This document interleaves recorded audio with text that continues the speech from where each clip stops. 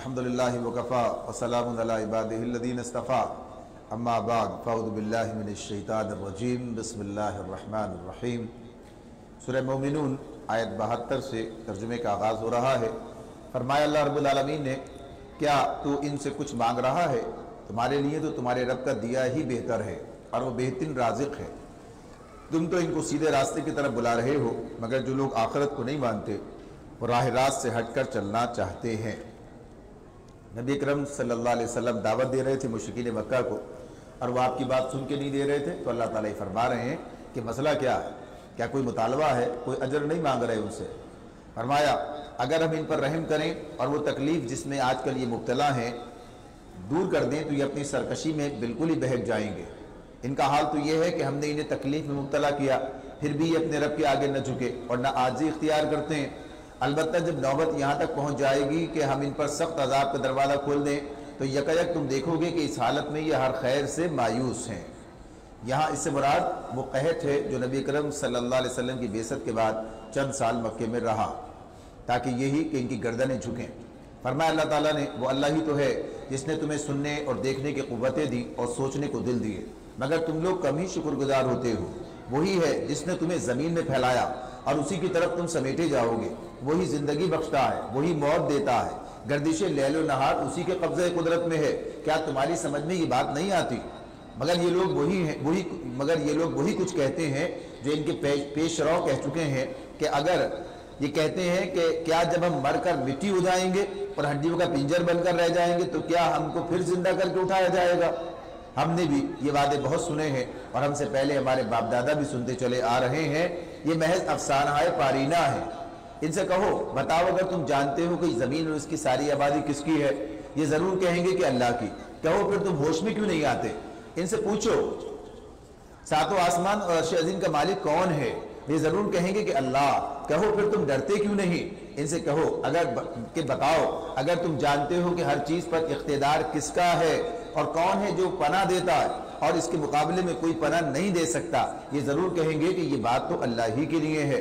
कहो फिर कहाँ से तुमको धोखा लगता है? जो अम्र हक़ है वह हम इनके सामने ले आए हैं और कोई शक नहीं कि ये लोग झूठे हैं। अल्लाह ने किसी को अपनी औलाद नहीं बनाया है और कोई दूसरा इलाह उसके साथ नहीं है। अगर ऐसा होता तो हर इलाह अपने खल्क़ को लेकर अलग हो जाता, फिर वे एक दूसरे पर चढ़ दौड़ते। पाक है अल्लाह उन बातों से जो ये लोग बनाते हैं। खुले और छुपे का जानने वाला वो बालातर अल्लाह उस शिर्क से जो ये लोग तजवीज़ कर रहे हैं। अल्लाह उस शिर्क से बालातर है जो ये तजवीज़ कर रहे हैं। ए नबी दुआ करो कि ए मेरे रब, जिस अजाब की धमकी इनको दी जा रही है वो अगर मेरी मौजूदगी में तू लाए तो ए मेरे रब मुझे इन जालिम लोगों में शामिल न कीजिए। और हकीकत ये है कि हम तुम्हारी आंखों के सामने ही वो चीज़ ले आने की पूरी कुदरत रखते हैं जिसकी धमकी हम इनको दे रहे हैं। इसके बाद दावत की बात, तरीक़ा। ए नबी बुराई को उस तरीके से दफा करो जो बेहतरीन हो। जो कुछ बातें वो तुम पर बनाते हैं वो हमें खूब मालूम है।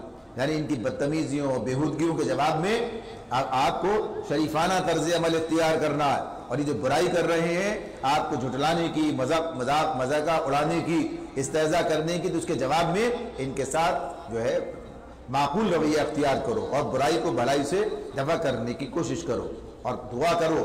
अल्लाह ताला फरमा रहे हैं और दुआ करो, ए मेरे रब मैं शयातीन की उकसाहटों से तेरी पनाह मांगता हूँ, बल्कि ए मेरे रब मैं तो इससे भी तेरी पनाह मांगता हूँ कि वो मेरे पास आए।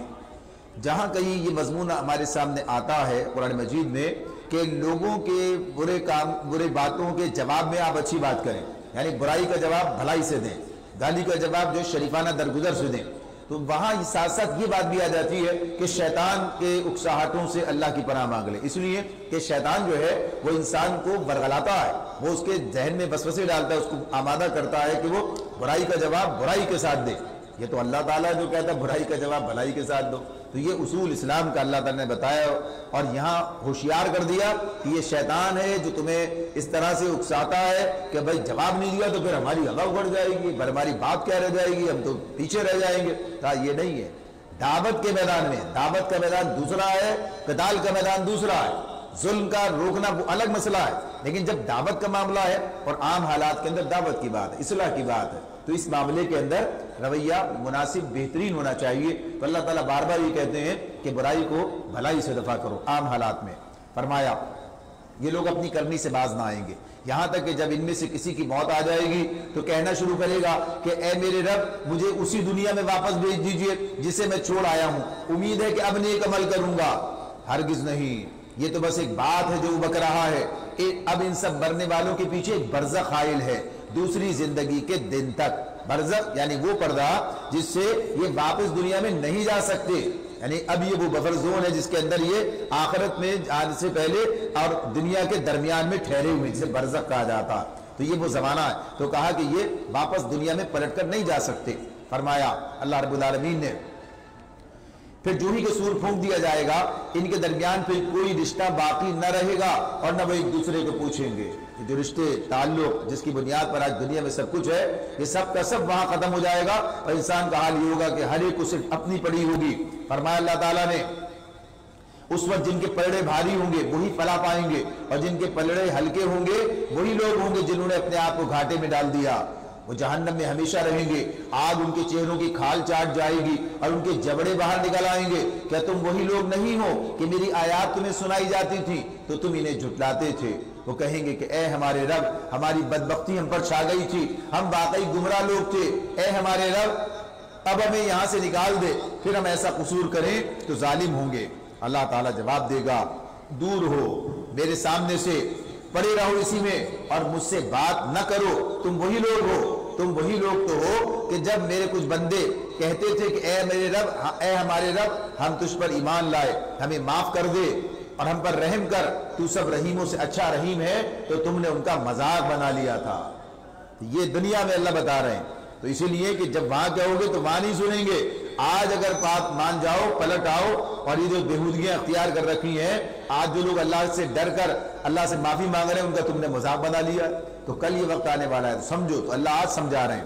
فرمایا اللہ تعالیٰ نے یہاں تک کہ ان کی ضد نے، یعنی اہل ایمان کی مخالفت کے چکر میں، اہل ایمان کی ضد میں، ان کی مخالفت میں نے تمہیں یہ بھی بلا دیا کہ میں بھی کوئی ہوں، یعنی اللہ کی بات ہو رہی ہے، اللہ کی طرف بلایا جا رہا ہے، اللہ کا دین ہے، کسی آدمی کا دین نہیں ہے۔ اگر آج مسلمان یہ کوئی بات کرتے ہیں، دنیا لوگوں بلاتے ہیں تو اسلام کی طرف بلاتے ہیں، ان کی ذات کا معاملہ نہیں ہے۔ تو اس اعتبار سے اللہ تعالیٰ فرماتے ہیں کہ تمہیں ان کی ضد نے تمہیں یہ بھی بلا دیا کہ میں بھی کوئی ہوں، اور تم ان پر ہنستے رہے۔ آج ان کے اس صبر کا میں نے یہ پھل دیا ہے کہ وہی کامیاب ہیں۔ کہ اللہ تعالیٰ ان سے پوچھے گا بتاؤ زمین میں تم کتنے سال رہے؟ وہ کہیں گے ایک دن یا دن کا بھی کچھ حصہ ہم وہاں ٹھہرے ہیں۔ شمار کرنے والوں سے پوچھ لیجئے، ارشاد ہوگا تھوڑی ہی دیر ٹھہرے ہو نا، تھوڑی ہی دیر ٹھہرے ہونا، کاش تم نے یہ اس وقت جانا ہوتا۔ کیا تم نے یہ سمجھ رکھا تھا کہ ہم نے تمہیں فضول ہی پیدا کیا ہے اور تمہیں ہماری طرف کبھی پلٹنا نہیں ہے؟ یعنی بات واضح کی جا رہی ہے اللہ تعالیٰ کہ آج دنیا کی زندگی جو قلیل سی ہے، آخرت میں جا کر پتہ چلے گا، محسوس ہوگی بہت ہی معمولی سی۔ تو یہی بتا رہے ہیں اللہ کہ آخرت کی لامتناہی زندگی کو سامنے رکھو، اس دنیا کی چند روزہ زندگی کے عیش کے چکر میں اور اس کی خواہشات اب نفس کے معاملے میں اس کو بھول نہ جاؤ اور وہ راستہ اختیار نہ کرو جو آخرت کو برباد کر دے۔ تو یہی بات ہے۔ تو فرمایا اللہ تعالیٰ نے بس بالا و برتر ہے اللہ، بادشاہ حقیقی، کوئی الہ اس کے سوا نہیں، مالک ہے عرش بزرگ کا، اور جو کوئی اللہ کے ساتھ کسی اور معبود کو پکارے جس کے لیے اس کے پاس کوئی سند نہیں، کوئی دلیل نہیں، تو اس کا حساب اس کے رب کے پاس ہے۔ ایسے کافر کبھی فلاح نہیں پا سکتے۔ اے نبی کہو میرے رب درگزر فرما اور رحم کر، تو سب رحیموں سے اچھا رحیم ہے۔ دعا وَقُلْ رَبِّ اغْفِرْ وَارْحَمْ وَأَنْتَ خَيْرُ الرَّاحِمِينَ، اس کے جواب میں کیا ہے؟ ہم کہیں رب اغفر وارحم وانت خیر الراحمین۔ سورہ مومنون مکمل ہو جاتی ہے اور اس کے بعد سورہ نور کا آغاز ہوتا ہے۔ سورہ نور مدنی صورت ہے، سورہ مومنون مکی صورت تھی، اب یہاں سے مدنی صورت سامنے آتی ہے۔ اس مدنی صورت میں اس کے بارے میں اس کے جو واقعات ہیں وہ اس کا زمانہ نزول بالکل متعین کر دیتے ہیں کہ یہ 6 ہجری کے نصف آخر میں یہ صورت نازل ہوئی ہے، غزوہ بنی المصطلق کے واپسی پر، اس کے بعد یہ صورت نازل ہوئی ہے۔ اس میں اس کا ذکر جو ہے ان واقعات کا بھی آتا ہے جو غزوہ بدر المصطلق کے بعد ہوئے ہیں۔ اور غزوہ بدر المصطلق میں منافقین نے 2 بڑے فتنے اٹھائے تھے، ایک کا ذکر سورہ منافقون میں آئے گا وہاں پر، دوسرے کا معاملہ اس کے اندر ہمارے سامنے آتا ہے۔ یہ صورت سورہ احزاب کے بعد نازل ہوئی ہے۔ سورہ احزاب میں بھی کچھ اللہ تعالیٰ نے معاشرتی اور آئلی قوانین جو ہیں وہ بیان کیے ہیں، اور بتایا ہے وہاں پر خصوصیت کے ساتھ خواتین کے حوالے سے کہ انہیں حجاب کا اختیار کرنا، سطر کے معاملات، اس کے بعد یہ ساری چیزیں، پردے کے معاملات، یہ سارے بتائے گئے ہیں۔ اس صورت کے حوالے سے خصوصی بات یہ ہے کہ اس میں غزوہ بدر المصطلق سے واپسی کے بعد جو ایک خاص معاملہ پیش آیا تھا کہ عائشہ رضی اللہ تعالی عنہا واپسی میں، جب واپسی کا سفر جاری تھا تو جہاں قافلہ ایک جگہ ٹھہرا ہوا تھا تو اور صبح جب وہ روانہ ہوا ہے اگلی منزل کے لیے تو وہ پیچھے رہ گئی تھی، حادثاتی طور پر وہ پیچھے رہ گئی ہیں، اور جب وہ پھر واپس آئی ہیں تو قافلہ جا چکا ہے، اور یعنی لشکر جا چکا ہے، اور پھر وہاں ٹھہر گئی ہیں۔ پیچھے نبی صلی اللہ علیہ وسلم نے ایک صحابی کو مقرر کر رکھا تھا کہ صبح ہونے پر، یعنی یہ منہ اندھیرے نکلا کرتے تھے اندھیرے کے اندر تاکہ جلدی سفر طے کیا جائے، تو آپ نے ایک صحابی ہیں صفوان بن معطل سلمی، انہیں مقرر کر رکھا تھا کہ وہ بعد میں جب سورج نکل آئے تو دیکھیں کوئی چیز پڑی نہیں رہ گئی ہو، لشکرگاہ کا جائزہ لے کر واپس پھر آگے لشکر سے مل جائیں۔ تو وہ پیچھے تھے، جب انہوں نے دیکھا کہ عائشہ رضی اللہ تعالیٰ عنہ پیچھے رہ گئی ہیں تو انہوں نے جو ہے پھر ان کے پاس جا کر اونٹ بٹھایا اور وہ ان کے اوپر بیٹھ کے واپس ان کے ساتھ لشکرگاہ پہنچے ہیں یہ لوگ۔ تو اس وقت اس موقع پر عبداللہ بن ابی نے یہ الزام لگایا عائشہ رضی اللہ تعالیٰ عنہ کے حوالے سے کہ ان کے حوالے کہ یہ جو ہے اس نے رات ماں گزاری اور اس طرح آئی ہیں، یعنی گویا آپ کے اوپر اس نے جو ہے یہ الزام لگا دیا۔ تو اس حوالے سے ساری تفصیل اس صورت کے اندر ہمارے سامنے آتی ہے کہ اللہ تعالیٰ نے اس پر تبصرہ کیا ہے اور اس معاملے کی حقیقت کو بیان کر دیا ہے، واضح کیا ہے، اور اسی کے ذریعے سے بہت سے اصلاحی قوانین بھی اس کے اندر ہمارے سامنے رکھ دیے گئے۔ آغاز کرتے ہیں اللہ کے نام سے جو بے انتہا مہربان اور رحم فرمانے والا ہے۔ یہ ایک سورت ہے جس کو ہم نے نازل کیا ہے، وَفَرَضْنَاهَا، اور اسے ہم نے فرض کیا ہے۔ اللہ کا تو ساری باتیں فرض ہیں، لیکن خاص طور پر یہاں بات ہو رہی ہے کہ اس صورت کے اندر جو احکامات ہیں وہ اللہ نے فرض کی، ان پر عمل ہونا چاہیے۔ تو اللہ کی تو سارے باتیں ایسی ہیں، تو کہا کہ ہم نے اور اسے ہم نے فرض کیا ہے، اور اس میں ہم نے صاف صاف ہدایات نازل کی ہیں تاکہ تم سبق لو۔ زانیہ عورت اور زانی مرد دونوں میں سے ہر ایک کو 100 کوڑے مارو۔ اس سے پہلے زنا کی یہ سزا مقرر نہیں تھی، یعنی اس کے ساتھ ہی اللہ نے یہ زنا کی سزا بھی مقرر کی ہے۔ زنا کے متعلق ابتدائی حکم سورہ نساء کی آیت 15 میں گزر چکا ہے، وہاں بات ہوئی تھی تو اللہ تعالیٰ نے اس موقع پر یہ بتا دیا تھا کہ اس میں جو اس طرح مرتکب ہوں بے حیائی کے تو انہیں گھر میں بند رکھا جائے یہاں تک کہ اللہ ان کے لیے کوئی راستہ نکال دے۔ تو راستہ یعنی آگے یہ حکم آنے والا تھا تو یہ حکم آ گیا، تو اب اس کے لیے بات طے ہو گئی کہ غیر شادی شدہ زانی مرد ہو یا عورت، غیر شادی شدہ زانی مرد ہو یا عورت تو اسے 100 کوڑے مارے جائیں گے۔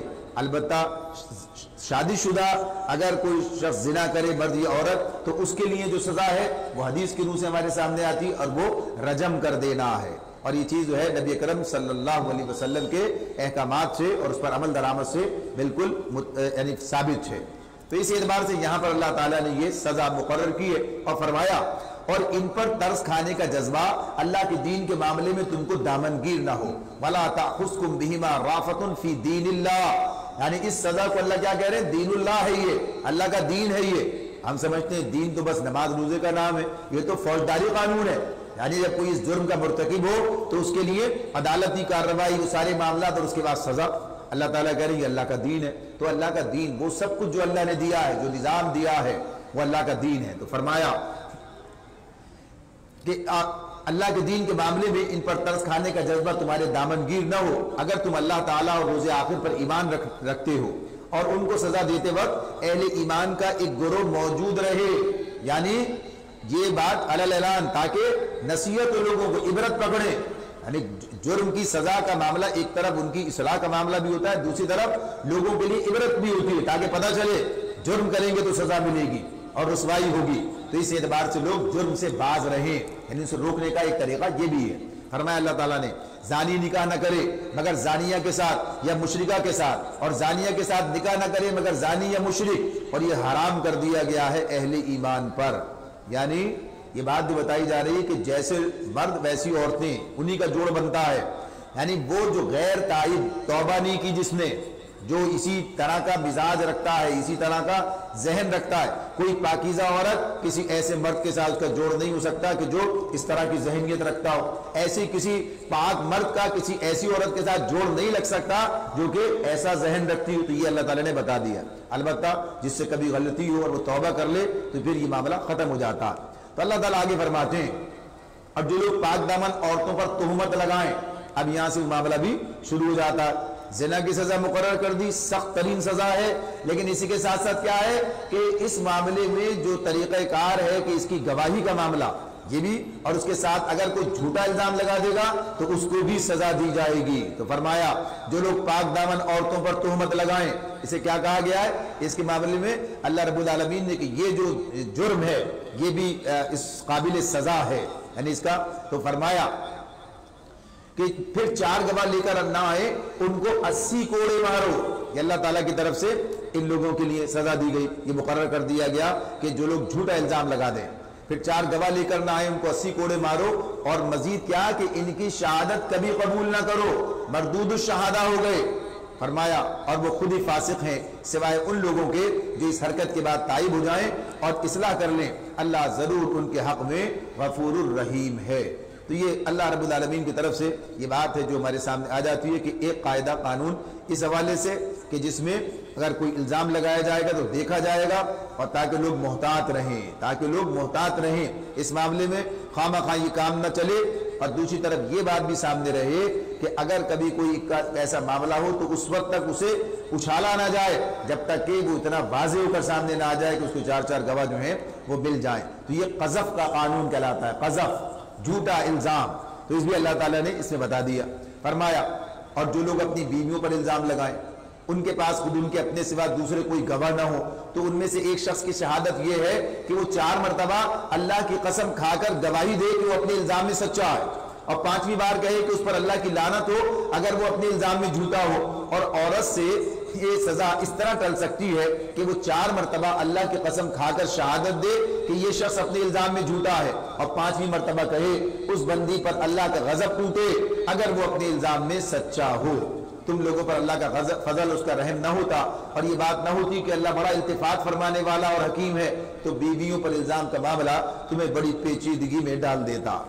تو یہ جو معاملہ ہے، یعنی یہ تو بات باہر کی دنیا میں ہے کہ کسی نے دیکھ لیا اور کوئی ایسی بات ہے تو پھر وہاں پر 4 گواہ نہیں ہے تو خاموش ہو جائے گا، اس معاملے کو پھیلائے گا نہیں، اس کی پبلسٹی نہیں کرے گا. تو یہ بات، لیکن اگر گھر کے اندر معاملہ کوئی ایسا ہو جائے پھر کیا ہو؟ یعنی وہاں کون 4 گواہ بنا لے کر آئے گا، اور پھر اور ایسی عورت کے ساتھ گزارا اور پھر ایسے مرد کے ساتھ معاملہ، یہ ایک انتہائی پیچیدہ معاملہ تھا. تو اسی میں نبی صلی اللہ علیہ وسلم کے سامنے بھی یہ بات آئی ہے. تو اللہ رب العالمین نے اس کے بارے میں بتا دیا کہ یہاں گواہوں کی ضرورت نہیں ہے، یہاں گواہوں کی ضرورت نہیں ہے. یہاں طریقہ کار کیا ہے؟ اسے کہتے ہیں لعان. اس کا طریقہ لعان، اس کا نام ہے شریعت کی اصطلاح میں، اور یہ عدالت میں ہوتا ہے، یہ گھر بیٹھے نہیں ہوتا. تو اس کے بارے میں اللہ تعالیٰ نے یہ بات بتا دی ہے کہ اگر مرد نے یہ الزام لگایا ہے تو وہ 4 مرتبہ قسم کھائے گا، یعنی 4 گواہ تھے تو 4 مرتبہ قسم کھائے گا، اللہ کو گواہ بنا کے کہے گا، اور 5ویں مرتبہ کیا کہے گا؟ اللہ کی لعنت، اس کا غضب اس پر ہو اگر وہ جھوٹا ہو. یعنی جو اللہ سے ڈرتا ہوگا وہ کبھی یہ کام نہیں کر سکتا، جو اللہ سے ڈرتا ہے. اب عورت اگر یہ کہتی ہے کہ الزام میں جھوٹا ہے تو وہ بھی قسمیں کھائے گی. اب یہاں بھی کیا ہے؟ 4 قسموں کے جواب میں وہ بھی 4 قسمیں کھائے گی، 8 نہیں کھائے گی، 4 قسمیں کھائے گی. اور 5ویں مرتبہ یہ کہے گی کہ اس پر اللہ کا غضب ہو کہ اگر یہ الزام میں جھوٹا ہو. یا تو تسلیم کرے گی تو سزا کا اطلاق ہو جائے گا، اور تسلیم نہ کرے وہ بھی جو ہے قسمیں کھا جائے تو اب ان دونوں کے درمیان تفریق کرا دی جائے گی. اب یہ دونوں ایک ساتھ نہیں رہیں گے میاں بیوی بن کے. یہ بات اپنی جگہ. جب کوئی لعان کا معاملہ آ جائے اور دونوں نے قسمیں کھا لی ہے تو اب دونوں کو علیحدہ کر دیا جائے گا. تو یہ اللہ تعالیٰ نے ایک قاعدہ قانون یہ دے دیا. تو پورا نظام دیا ہے اللہ تعالیٰ نے ہمیں زندگی بسر کرنے کے حوالے سے. آگے فرمایا اب یہاں سے وہ واقعہ شروع ہو جاتا ہے کہ جسے واقع افک کہا جاتا ہے. افک کا مطلب ہے جھوٹ، قطعی جھوٹ، یعنی جھوٹا واقعہ. یہ جھوٹ کا پر مبنی واقعہ ہے جو کہ عبداللہ بن ابی نے تصنیف کیا ہے. یہاں پر معاملہ جیسے عرض کیا کہ اس میں جو صورتحال تھی کہ صرف اتنا تھا کہ عائشہ رضی اللہ تعالی عنہ خود بیان کرتی ہیں کہ رفع حاجت کے لیے گئی ہے، جانا پڑتا تھا دور، اور وہاں پر جو ہے گئی ہیں، واپسی میں جو ہے ہوا یہ کہ دیکھا تو وہ ہار ان کے گلے میں تھا، وہ نہیں ملا، وہ ٹوٹ کے وہاں گر گیا تھا کیا، اس کی تلاش میں دوبارہ گئی ہے تو دوبارہ گئی ہیں تو لوگ واپس آنے میں دیر ہوئی، لوگ یہ سمجھے کہ یہ اپنے ہودے میں جو اونٹ کے اوپر رکھا جاتا ہے، جس کے پر بیٹھتی تھی، وہ اس کے اندر ہے، اٹھایا اونٹ پہ رکھا، چل دیے، واپس آئیں تو لشکر جا چکا ہے، تو اسی لیے وہاں ٹھہر گئی کہ اللہ جب دیکھیں گے وہاں آگے جا کر کے میں موجود نہیں ہوں تو پھر کوئی انتظام ہوگا میرے لے جانے کا، تو وہیں چادر اڑ کے سو گئی ہیں۔ اور پھر وہ صبح صفوان بن معطل جو ہے وہ آئے ہیں، اور پھر انہوں نے آ کے انا للہ و انا الیہ راجعون پڑھا ہے، اور پھر دیکھ کے آپ کو، اور پھر الگ ہو کے کھڑے ہو گئے، انہوں نے اونٹ بٹھا دیا، اسے بٹھا کر لا کر یہ لے آئے، بس یہ معاملہ ہے۔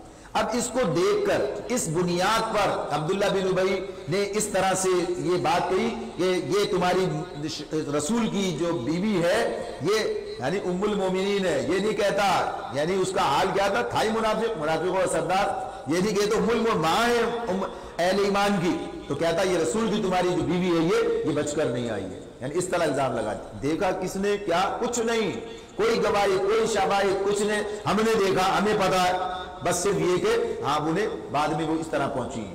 تو یہ صورتحال جو ہے، اب بہرحال اللہ تعالیٰ فرماتے ہیں کہ جو لوگ یہ بہتان گھڑ لائے ہیں وہ تمہارے ہی اندر کا ایک ٹولہ ہے، اس واقعے کو اپنے حق میں شر نہ سمجھو بلکہ یہ بھی تمہارے لیے خیر ہی ہے۔ یہ جو اللہ تعالیٰ اس بارے میں کہتے ہیں کہ یہ یعنی اتنا مشکل مرحلہ تھا، یہ نبی اکرم صلی اللہ علیہ وسلم کے لیے، صحابہ کرام کے لیے، خود ابوبکر صدیق رضی اللہ تعالیٰ عائشہ کے باپ ہیں، ان کے گھر کے لیے، اور خود عائشہ رضی اللہ تعالیٰ عنہ کے لیے گویا کسی پر الزام لگا دیا جائے، اور یہ ایسا نہیں ادھر الزام لگایا اور ادھر یہ گواہ اللہ تعالیٰ کی طرف سے آیت نازل ہو گئی، ایسا نہیں ہوا ہے، ایسا نہیں ہوا، بلکہ ایک مہینہ لگ گیا ہے صورتحال کے اندر، یعنی صورتحال میں نبی اکرم صلی اللہ علیہ وسلم سخت پریشان، اس نے الزام لگا دیا۔ اب بات جو ہے، اب معاشرہ اس وقت ایسا تھا، یعنی چیزیں قوانین موجود نہیں تھے اور لوگوں کے اندر ہر طرح کے کچے پکے لوگ ہوا کرتے ہیں، تو یہ صورتحال بنی کہ یہ چیز آگے بڑھتی چلی گئی، آگے بڑھتی چلی گئی، یہ صورتحال یہ بن گئی، یعنی اس کا اس منہ سے اس منہ، اور یہ اور معاملات جو ہے اس طرح سامنے ہوگا آگے کہ نبی صلی اللہ علیہ وسلم خود پریشان ہے، کیا کیا جائے، یعنی صورتحال کے اندر یہ الزام لگا رہا ہے، اور ظاہر سی بات ہے کہ اس کی کوئی بات نہیں، گواہی نہیں، کوئی چیز نہیں ہے، تو آپ اس معاملے میں سخت پریشان رہے ہیں۔ اور پھر عائشہ رضی اللہ تعالیٰ عنہ بھی اپنے گھر چلی گئی ہیں، اور وہاں جا کر جو ہے پھر بیمار ہو گئی ہیں، اتنا وقت گزرا ہے، اور نبی صلی اللہ علیہ وسلم خود پریشان رہے ہیں ساری صورتحال کے اندر، تو کہ متعدد معاملات اس میں اس دوران میں سامنے آتے ہیں کہ آپ نے اس کا حل نکالنے کی کوششیں کی ہیں، لیکن کوئی کوشش جو ہے وہ کارگر نہیں ہوئی ہے، اور معاملہ جو ہے وہ مزید سنگین ہوتا چلا جا رہا ہے صورتحال، اور حد یہ ہو گئی ہے کہ چند مخلص اہل ایمان بھی اس کے اندر شامل ہو گئے، اس پروپیگنڈے کے اندر، وہ بھی اس کا حصہ بن گئے، مستہ بن اساسہ، حسان بن ثابت، حملہ بنت جہش رضی اللہ تعالیٰ، یہ تین ہیں، دو مرد اور ایک خاتون، یہ جو ہیں یہ بھی اس کا اس پروپیگنڈے سے متاثر ہو کر اس کام میں لگ گئے، اس کو آگے بڑھانے میں۔ تو اس ساری صورتحال پر جو کیفیت تھی اس میں، اچھا یہ بات بھی اپنی جگہ ہے کہ سارے لوگوں کا معاملہ نہیں ہے یہ، اس میں مخلص اہل ایمان بھی تھے، مخلص اہل ایمان بھی تھے، لیکن جب ایک بات چل پڑتی ہے تو جس کا جو قیادت جس کے پاس ہوتی ہے، جو اس مقام پر ہوتا ہے، اس کے لیے بڑا مسئلہ ہے یہ، اگر وہ اپنے اختیار سے کام لے کے کوئی بات کرے تو کہا جی دیکھو یہ ناجائز کام ہو رہا ہے، منافقین تو پہلے بیٹھے تھے انتظار میں، یہودی الگ پیچھے لگے ہوئے تھے، یہ سارے کام کر رہے تھے، اور اگر وہ چلنے دے تو دیکھو صاحب کوئی بات ہی نہیں ہے، اتنا بڑا الزام لگ گیا اور یہ ایسی چل رہا ہے معاملہ، کوئی بات ہی نہیں ہو رہی۔ تو اللہ تعالیٰ نے یہ قوانین بھی نازل کیے اور یہ بات بھی بتائی کہ یہ جو صورتحال ہے، یہ صورتحال جو ہے یہ سخت جھوٹا الزام ہے، اور پھر یہ جو کہا کہ آپ کے لیے اس میں بھی خیر ہے، تو خیر کس اعتبار سے ہے؟ ایک تو یہ اللہ نے اس کے ذریعے سے قوانین نازل کر دیے، یہ سارے معاشرے کو درست کرنے کا معاملہ کر دیا، معاشرے کے اندر جو کمزوری تھی وہ ابھر کے سامنے آئی، اس کا علاج فوراً جو ہے تجویز کر دیا گیا، یہ سارا معاملہ ہوا، یعنی اس معاشرے کو مضبوط کرنے کا کام ہوا۔ دوسری طرف یہ بھی ہوا کہ رسول کے بارے میں بھی لوگوں کے سامنے یہ بات آ گئی کہ رسول اللہ کے بندے اس کے رسول ہیں، الہ نہیں ہے، یعنی یہ جو بات ہے کہ اتنے عرصے میں اللہ کے رسول نے یہ نہیں کہا، جھوٹ بول رہے ہیں، اللہ کے رسول نے یہ نہیں کہا ہے، بلکہ یہاں تک صورتحال بن گئی ہے، ایسے حالات یہاں تک چلے گئے کہ جب یہ وحی نازل ہوئی ہے اس وقت کے حالات کیا ہیں؟ عائشہ رضی اللہ تعالیٰ عنہ اپنے گھر میں ہے، یعنی والدہ کے گھر میں، وہاں چلی گئی ہیں، آپ وہاں پہنچتے ہیں، جب وہاں پہنچتے ہیں تو پھر آپ ان سے پوچھتے ہیں، کہتے ہیں اے عائشہ اگر کوئی جرم ہو گیا ہے تو اللہ سے معافی مانگو، یہ بات کہتے ہیں، اس طرح کہتے ہیں، یعنی اس طرح سے اللہ معاف کرنے والا ہے۔ عائشہ کہتی ہیں اپنے والد سے کہ آپ جواب دیں، کہتے ہیں کیا جواب دیں تمہاری اس بات کا؟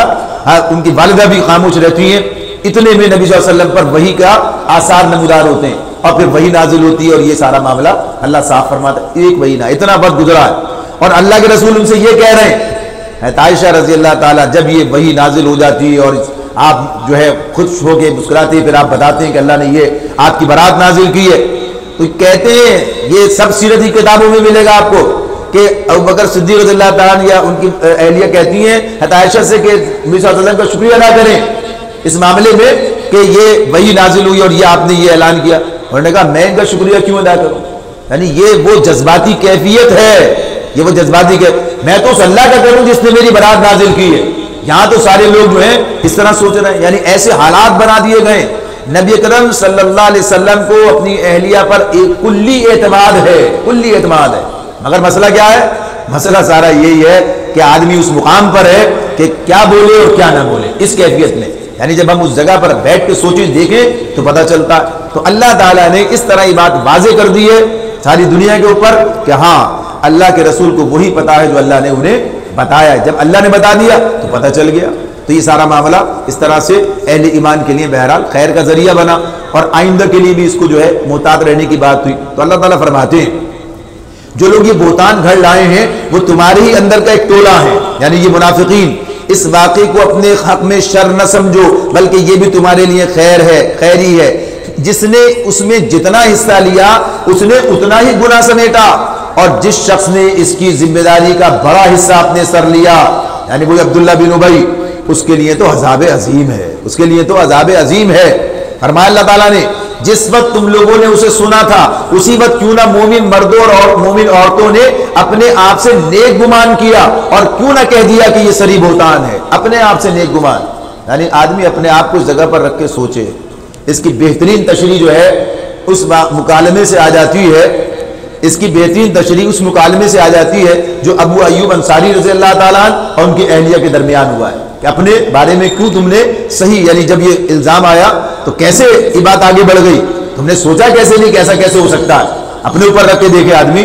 تو یہ بات ان کے مکالمے میں آتی ہے کہ جب یہ صورتحال چل رہی تھی تو ان کی اہلیہ نے ابو ایوب انصاری رضی اللہ تعالیٰ سے کہا سن رہے ہیں کیا ہو رہا ہے آج کل, کیا خبر چل رہی ہے, کیا حالات ہیں, یعنی یہ جو پروپیگنڈا ہے, افواہ ہے. تو ان سے کہا, ابو ایوب انصاری رضی اللہ تعالیٰ نے ان سے پوچھا اے یہ جو ہے ایوب کی ماں, ابو ایوب ہیں, تو ایوب کی ماں یہ بتاؤ اگر تم عائشہ کی جگہ ہوتی تو یہ فعل تم کر سے ممکن تھا؟ اور اللہ کے پناہ ایسا کیسے ہو سکتا ہے, یعنی فوراً اپنے بارے میں تو کہا عائشہ تم سے اچھی مسلمان ہے, عائشہ تم سے, تو ان کے بارے میں کیسے تصور کیا جا سکتا؟ تم اپنے بارے میں نہیں سوچ سکتی کہ اگر کوئی گناہ کا موقع کہیں مل بھی جائے تو گناہ میں ملوث ہو جائیں گے, ایسا کیسے ہو سکتا ہے؟ کسی موقع کی تلاش میں بس موقع ملا اور گناہ کر لیا, یہ تم اپنے بارے میں نہیں سوچ سکتی, ان کے بارے میں کیسے سوچ رہی ہو؟ وہ تو ام المومنین ہے, ان کا بحران کیا ہے؟ اور پھر کہا کہ صفوان مجھ سے اچھا مسلمان ہے. جب میں اپنے بارے میں یہ نہیں سوچ سکتا, یہ جرت یعنی اس بات کے بارے میں, تو میں اس کے بارے میں کیسے سوچ سکتا ہوں؟ تو یہ ہے اپنے آپ سے اچھا گمان کرنا. یہ نہیں کوئی کار میں بات پڑی اور بات آدمی نے ہاں کچھ تو ہوگا, رائی کا پہاڑ ہوتا ہے رائی تو ہوگی, ایسا نہیں ہے, ایسا نہیں ہے, ایسا نہیں. جب تک یقین نہ ہو, پتہ نہ چلے, تو گمان کرنے سے منع کیا اللہ تعالیٰ نے. سورہ حجرات میں ساری بات ہمارے سامنے آئے گی. تو کہا کہ مسلم معاشرے جو ہوتے ہیں یہ اعتماد پر قائم ہوتے ہیں. یہاں جب تک کوئی واضح بات سامنے نہ آ جائے, ہر شخص جو ہے اس کا عزت, اس کا احترام اپنی جگہ رہے گا. اور یہ اس درجے کے لوگ تھے. اب یہاں یہ بھی دیکھا جا سکتا ہے اس درجے کے لوگوں کو بھی نہیں چھوڑا, یعنی معاشرہ حالات جو ہیں اور آزمائش آ گئی. تو اللہ کی طرف سے آئی ہوئی آزمائش میں پورا اترنا یہ بھی اپنی جگہ ایک حوصلے کی بات ہے. یہ کام ہے کہ آ جاتی ہو جاتا ہے چیزیں. تو بہرحال اللہ تعالیٰ یہ بات بتا رہے ہیں کہ لوگوں نے کیوں نہ کہہ دیا کہ یہ سری بہتان ہے. اب فرمایا وہ لوگ اپنے الزام کے ثبوت میں 4 گواہ کیوں نہ لائے. اب کہ وہ گواہ نہیں لائے, اللہ کے نزدیک وہی جھوٹے, یعنی کسی کے پاس کوئی گواہ تو دور کی بات ہے, کوئی آدمی کہے کہ میں نے کوئی بات دیکھی ہے, یہاں تو کچھ بھی نہیں ہے, صرف آتے ہوئے دیکھا اور کہہ دیا, آتے ہوئے دیکھا تو کہہ دیا, یہ کوئی بات ہے. تو یہ جو صورتحال ہے, تو اللہ تعالیٰ کہتے ہیں اگر تم لوگوں پر دنیا اور آخرت میں اللہ کا فضل و کرم نہ ہوتا, رحم و کرم, تو جن باتوں میں تم پڑ گئے تھے ان کی پاداش میں تمہیں بڑا عذاب آ لیتا. اللہ کے رسول پر جو تکلیف پہنچائی گئی ہے, ان کی زوجہ محترمہ ام المومنین کو تکلیف پہنچائی گئی ہے، اس پورے گھرانے کو تکلیف پہنچائی گئی ہے. تو اللہ تعالیٰ یہ بات کہتے ہیں کہ بڑا غلط معاملہ تھا یہ. فرمایا ذرا غور تو کرو اس وقت تم کیسی سخت غلطی کر رہے تھے جبکہ تمہاری ایک زبان سے دوسری زبان اس جھوٹ کو لیتی چلی جا رہی تھی اور تم اپنے منہ سے وہ کچھ کہے جا رہے تھے جس کے متعلق تمہیں کوئی علم نہ تھا.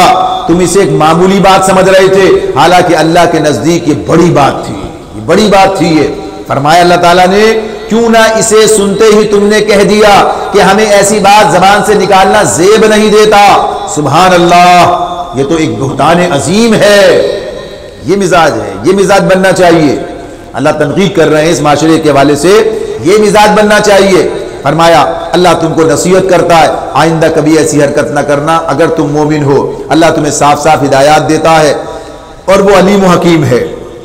جو لوگ چاہتے ہیں کہ ایمان لانے والوں کے گروہ میں فحش پھیلے، وہ دنیا اور آخرت میں دردناک سزا کے مستحق ہیں. دیکھیں یہ بات پہلے آپ کے سامنے آئی ہے. اللہ تعالیٰ نے واضح کیا ہے کہ شیطان کا سب سے بڑا ہتھیار جسے اس نے سب سے پہلے استعمال کیا وہ کیا تھا؟ وہ یہی تھا کہ آدم کو فحش میں مبتلا کر دے، برہنگی میں مبتلا، یعنی اسے اس نے جو ہے ان کے اللہ نے کہا فرما دیے پہلے سورہ اعراف میں اس نے جو کام کرایا اس لیے تاکہ ان کے جو کپڑے اللہ نے کہا انتظام اتار دیے جائے، برہنہ کر دیا جائے. پھر اللہ نے وہی کہا ہے دیکھو شیطان پھر تمہیں گمراہ نہ کر دے. تو یہی فحاشی بے حیائی کے اندر مبتلا کرنا یہ اس کا اولین ہتھیار ہے، اور اس کے ذریعے سے جو اس میں پھنس گیا پھر اس کا معاملہ جو ہے بچنا مشکل تر ہوتا چلا جاتا. تو ایسے ہی جب لوگ سمجھتے ہیں یہ تو کلچر ہے، یہ تو تہذیب ہے، یہ تو فلانا ہے، یہ تو فیشن ہے، یعنی معاملات، اور پھر یہ بھی اس طرح کے افسانے، کہانیاں، الزامات اور اس طرح کی ساری باتیں، یہ سب اسلامی معاشرے کے اندر کا کوئی تصور ہی نہیں ہے، کوئی تصور ہی نہیں ہے. اسی لیے کہہ دیا اگر کوئی کسی کے بارے میں بات کہے بلا تحقیق 80 کوڑے لگا دو اس کو، یعنی قذف کا قانون اس پر لاگو ہو جائے گا. تو یہ چیزیں اسلامی معاشرے میں ان کا کوئی مقام نہیں ہے اور یہاں اس کی حفاظت اللہ تعالیٰ فرماتا ہے. اب یہی مختلف طریقوں سے یہ ایک آیت اس اعتبار سے عام بھی ہو جاتی ہے کہ آج ہمارے معاشرے میں جس طریقے سے فحاشی کو فروغ دینے کے اقدامات ہو رہے ہیں، جو کام کیے جاتے ہیں، یعنی دشمن یعنی باطل شیطان کے ہر کارے وہ انسان جو کہ سارا تہذیب کا چکر چلاتے اور اس طرح سے راہ سے بیراہ کرنا چاہتے ہیں، ان کے نقش قدم پر چلتے ہوئے یہ عورتوں کا دن، یہ فلاں چیزیں، یہ اس اعتبار سے ان کے لیے انہیں جو ہے مادر پدر آزادی دے دی جائے، انہیں جو ہے اس طریقے سے گویا کہ یہ کہ اللہ کے قانون سے کھیلنے، اور اللہ مسلمان رہتے ہوئے اگر مسلمان نہیں ہے تو ٹھیک ہے ان کے ساتھ اس حساب سے معاملہ کیا جائے گا. اسلام کے اندر رہتے ہوئے اور اسلام کے قوانین کا مذاق اڑایا جائے، کہاں چلی گئی غیرت اسلامی؟ تو اس اعتبار سے بہرحال یہ جو چیز ہے، اور اس کے علاوہ بھی نیچے درجے میں اتر کے آج ہماری پاس جو تقریبات میں جو صورتحال بنتی ہے، یعنی فحاشی کو پروموٹ کرنا، اس کو آگے بڑھانا اور اس کے لیے طرح طرح کے طریقے نکالنا، یعنی تصور میں نہیں تھا. آج سے 25 سال پہلے چلے جائیں، 20 سال پہلے، اور جو کچھ اس وقت تھا اسے 50 سال پہلے چلے جائیں، کچھ نہیں ملے گا. اور آج صورتحال کیا ہے؟ اچھے دینی گھرانے جن کا دین کے حوالے سے کوئی شناخت ہے، وہاں بھی ان چیزوں کو اس کی روک تھام کا معاملہ مشکل ہوتا چلا جا رہا ہے. تو بھائیو اس معاملے میں سوچنا چاہیے، اگر ہمارے کسی عمل سے، ہمارے کسی اقدام سے، ہمارے کسی طریقہ کار سے اگر فحاشی کو فروغ ملتا ہے، اگر اس میں لوگوں کو ہمت افزائی ہوتی ہے، اگر میں غلط کام کروں گا 10 سال اور مولوی صاحب نے کیا، ان کا کیا مسئلہ، یہ تو سب کرتے ہیں، یہ تو ہوتا ہی ہے بھائی، شادی کو ہر روز تھوڑی ہوتی ہے. آج تو جتنا خراب کیا جا سکتا ہے کر دیا جائے، جتنی بےہودی کی جا سکتی ہے کر لی جائے. یہ کس نے بتایا؟ یہ تو خالصتاً عبادت ہے. یہ یعنی نکاح جو ہے عبادت ہے، یہ خاندان کا بننا، اللہ کی رحمتوں کا طلب کرنا. تو یہ سارے معاملات جو ہیں، اور اسی طرح سے یہ ترقی کے نام پر جو ہے عورتوں کو باہر نکالنا اور فیشن کے نام پر جو ہے کپڑے اتروا دینا، یہ سب کیا ہے؟ یہ تو جو لوگ یہ کام کرنا چاہتے ہیں، جو یہ پروموٹ کرتے ہیں، جو اس طرح کے اقدامات کرتے ہیں، اللہ تعالیٰ فرما رہے ہیں وہ دنیا اور آخرت میں دردناک سزا کے مستحق ہیں. تو مسلمان کم از کم یہ کام نہیں کر سکتا، اور نہ اس کا اعلی کار بن سکتا ہے، نہ اس کا حصہ بن سکتا ہے. تو سوچنا چاہیے یہ کوئی معمولی بات نہیں ہے. اگر ہم خود یہ فکر کریں، اہل ایمان خصوصیت سے بہنیں اس معاملے میں اس بات کو کہ وہ طریقہ کار اپنائیں وہ اپنے گھروں کے اندر، وہ اپنی تقریبات کے اندر، وہ اپنے معاشرے کے اندر ان چیزوں کی حوصلہ شکنی کریں، ان کا بائیکاٹ کریں، یعنی جو فحاشی بے حیائی پر مشتمل چیزیں ہیں، تو یقیناً دیکھیے کیا انقلاب آئے گا۔ لیکن اگر یہ اپنی ذمہ داری کو بھول جائیں گی، مردوں کی ذمہ داری ان سے کم نہیں ہے، یہ نہیں کہا جا سکتا کہ یہ سب انہی کے معاملات، لیکن وہ اس معاملے میں زیادہ مؤثر ہو سکتی ہیں، زیادہ مؤثر کردار ہے مردوں کا بھی اور عورتوں کا بھی، کہ وہ اس کے خلاف ایک مورچہ لگائیں کہ وہ اس معاشرے کو فحش میں مبتلا نہیں ہونے دیں گے۔ یہ مسلمانوں کا معاشرہ ہے، ہم اللہ کے دین پر ایمان رکھتے ہیں، تو اللہ تعالیٰ فرماتے ہیں کہ یہ جو لوگ چاہتے ہیں وہ دنیا اور آخرت میں، جو یہ چاہتے ہیں کہ ایمان لانے والوں کے گھروں میں فحش پھیلے، وہ دنیا اور آخرت میں دردناک سزا کے مستحق ہیں۔ اللہ جانتا ہے، تم نہیں جانتے۔ اگر اللہ کا فضل اور اس کا رحم و کرم تم پر نہ ہوتا اور یہ بات نہ ہوتی کہ اللہ بڑا شفیق و رحیم ہے، تو یہ چیز جو ابھی تمہارے اندر پھیلائی گئی تھی بدترین نتائج دکھا دیتی۔ اے لوگوں جو ایمان لائے ہو، شیطان کے نقش قدم پر نہ چلو، اس کی پیروی کوئی کرے گا تو وہ اسے فحش اور بدی کا حکم ہی دے گا۔ اگر اللہ کا فضل اس کا رحم و کرم تم پر نہ ہوتا تو تم میں سے کوئی شخص پاک نہ ہو سکتا تھا، مگر اللہ ہی جسے چاہتا ہے پاک کر دیتا ہے، اور اللہ سننے والا اور جاننے والا ہے۔ تم میں سے جو لوگ صاحب فضل اور صاحب مقدرت ہیں وہ اس بات کی قسم نہ کھا بیٹھیں کہ اپنے رشتہ دار، مسکین اور مہاجر فی سبیل اللہ لوگوں کی مدد نہ کریں گے، انہیں معاف کر دینا چاہیے اور درگزر کرنا چاہیے۔ کیا تم نہیں چاہتے کہ اللہ تمہیں معاف کرے؟ اللہ کی صفت یہ ہے کہ وہ غفور الرحیم ہے۔ یہ معاملہ کیا ہے؟ یہ جیسے عرض کیا تھا کہ مخلص بھی کچھ مسلمان اس کے اندر اس کا حصہ بن گئے تھے، تو ایک صاحب ہیں مصطح بن اساسہ رضی اللہ تعالیٰ عنہ، ان کا معاملہ جو تھا وہ اسی طرح تھا۔ یہ ابوبکر صدیق رضی اللہ تعالیٰ عنہ کے عزیز بھی ہیں، ان کے معاملے میں یہ خود بھی اس الزام کے معاملے میں شریک ہو گئے، اس میں پروپیگنڈے کا شکار ہوئے اور آگے بڑھانے لگے افواہ سازی کے اندر۔ تو جب یہ معاملہ صاف ہو گیا تو ابوبکر صدیق رضی اللہ تعالیٰ عنہ جو کہ ہمیشہ ان کے ساتھ احسان کرتے تھے، یعنی ان کی سرپرستی، ان کی کفالت بھی کرتے تھے، اور اس کا انہوں نے پاس نہیں کیا اور یہ معاملہ اس کے اندر آگے بڑھے، تو اس پر ابوبکر صدیق رضی اللہ تعالیٰ نے قسم کھا لی کہ اب ان کے ساتھ کوئی حسن سلوک نہ کریں گے۔ ارے باپ ہے، بیٹی کا معاملہ ہے، اور جس درجے اتنے عرصے تک تکلیف میں اذیت میں رہے، تو یہ قسم کھائی۔ تو اللہ تعالیٰ نے یہ بات کہی، اللہ تعالیٰ نے یہ بات کہی، یعنی دیکھیے اللہ کا کیا کس طرح سے یہ سب باتیں اپنی جگہ، لیکن معاشرے کے اندر جو خیر کا کام ہے اس میں پیچھے نہیں رکھنا۔ تو اللہ تعالیٰ کہتے ہیں کہ کیا تم نہیں چاہتے کہ اللہ تمہیں معاف کرے؟ تو اس معاملے میں تمہیں یہ قسم نہیں کھانی چاہیے کہ تم ان کی مدد نہ کرو گے۔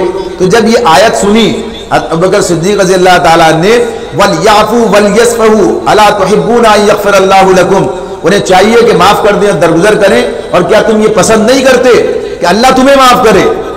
تو فوراً انہوں نے کہا بلا واللہ انا نحب ان تغفر لنا یا ربنا، اے اللہ پسند کرتے تو ہمیں معاف کر، لہذا مصطح بن اساسہ کو معاف کیا اور پہلے سے بڑھ کر ان کی مدد کرنے لگے۔ تو یہ اسلامی معاشرہ ہے، اگر کوئی بات ہو جاتی ہے تو ایسے اس کا اثرات کو ختم کر دیا جاتا ہے، دلوں سے نکال دیا جاتا ہے۔ اللہ تعالیٰ فرماتے ہیں جو لوگ پاک دامن اور بے خبر مومن عورتوں پر تہمتیں لگاتے ہیں ان پر دنیا اور آخرت میں لعنت کی گئی اور ان کے لیے بڑا عذاب ہے۔ چھوٹی بات نہیں ہے یہ، کسی کے خلاف کوئی بات کہہ دینا، کسی پر کوئی الزام لگا دینا، یعنی آج جو قوانین موجود نہیں ہے، آج قذف کا قانون موجود نہیں ہے اس طرح سے، آج یہ اس جرم کے ارتکاب پر وہ سزا نہیں ہے، اور معاشرے کے اندر یہ چیزیں ہو رہی ہوتی ہیں، یعنی ایک دوسرے کے بارے میں کہا جا رہا ہوتا ہے، تو یہ اتنا بڑا جرم ہے، اللہ تعالیٰ کہہ رہے ہیں لعنت ہے اور بڑا عذاب ہے۔ تو خواتین کو، مردوں کو، سب کو اس معاملے میں محتاط رہنا چاہیے کہ کسی کے بارے میں کوئی غلط بات نہ کہیں۔ فرمایا اللہ تعالیٰ نے وہ اس دن کو نہ بھول جائیں جبکہ ان کی اپنی زبانیں اور ان کے ہاتھ پاؤں ان کے کرتوتوں کی گواہی دیں گے۔ اس دن اللہ وہ بدلہ انہیں بھرپور دے گا جس کے وہ مستحق ہیں، اور انہیں معلوم ہو جائے گا کہ اللہ ہی حق ہے، سچ کو سچ کر دکھانے والا۔ خبیث عورتیں خبیث مردوں کے لیے ہیں، اور خبیث مرد خبیث عورتوں کے لیے ہیں، پاکیزہ عورتیں پاکیزہ مردوں کے لیے ہیں، اور پاکیزہ مرد پاکیزہ عورتوں کے لیے۔ یعنی یہ کیوں کہا جا رہا ہے؟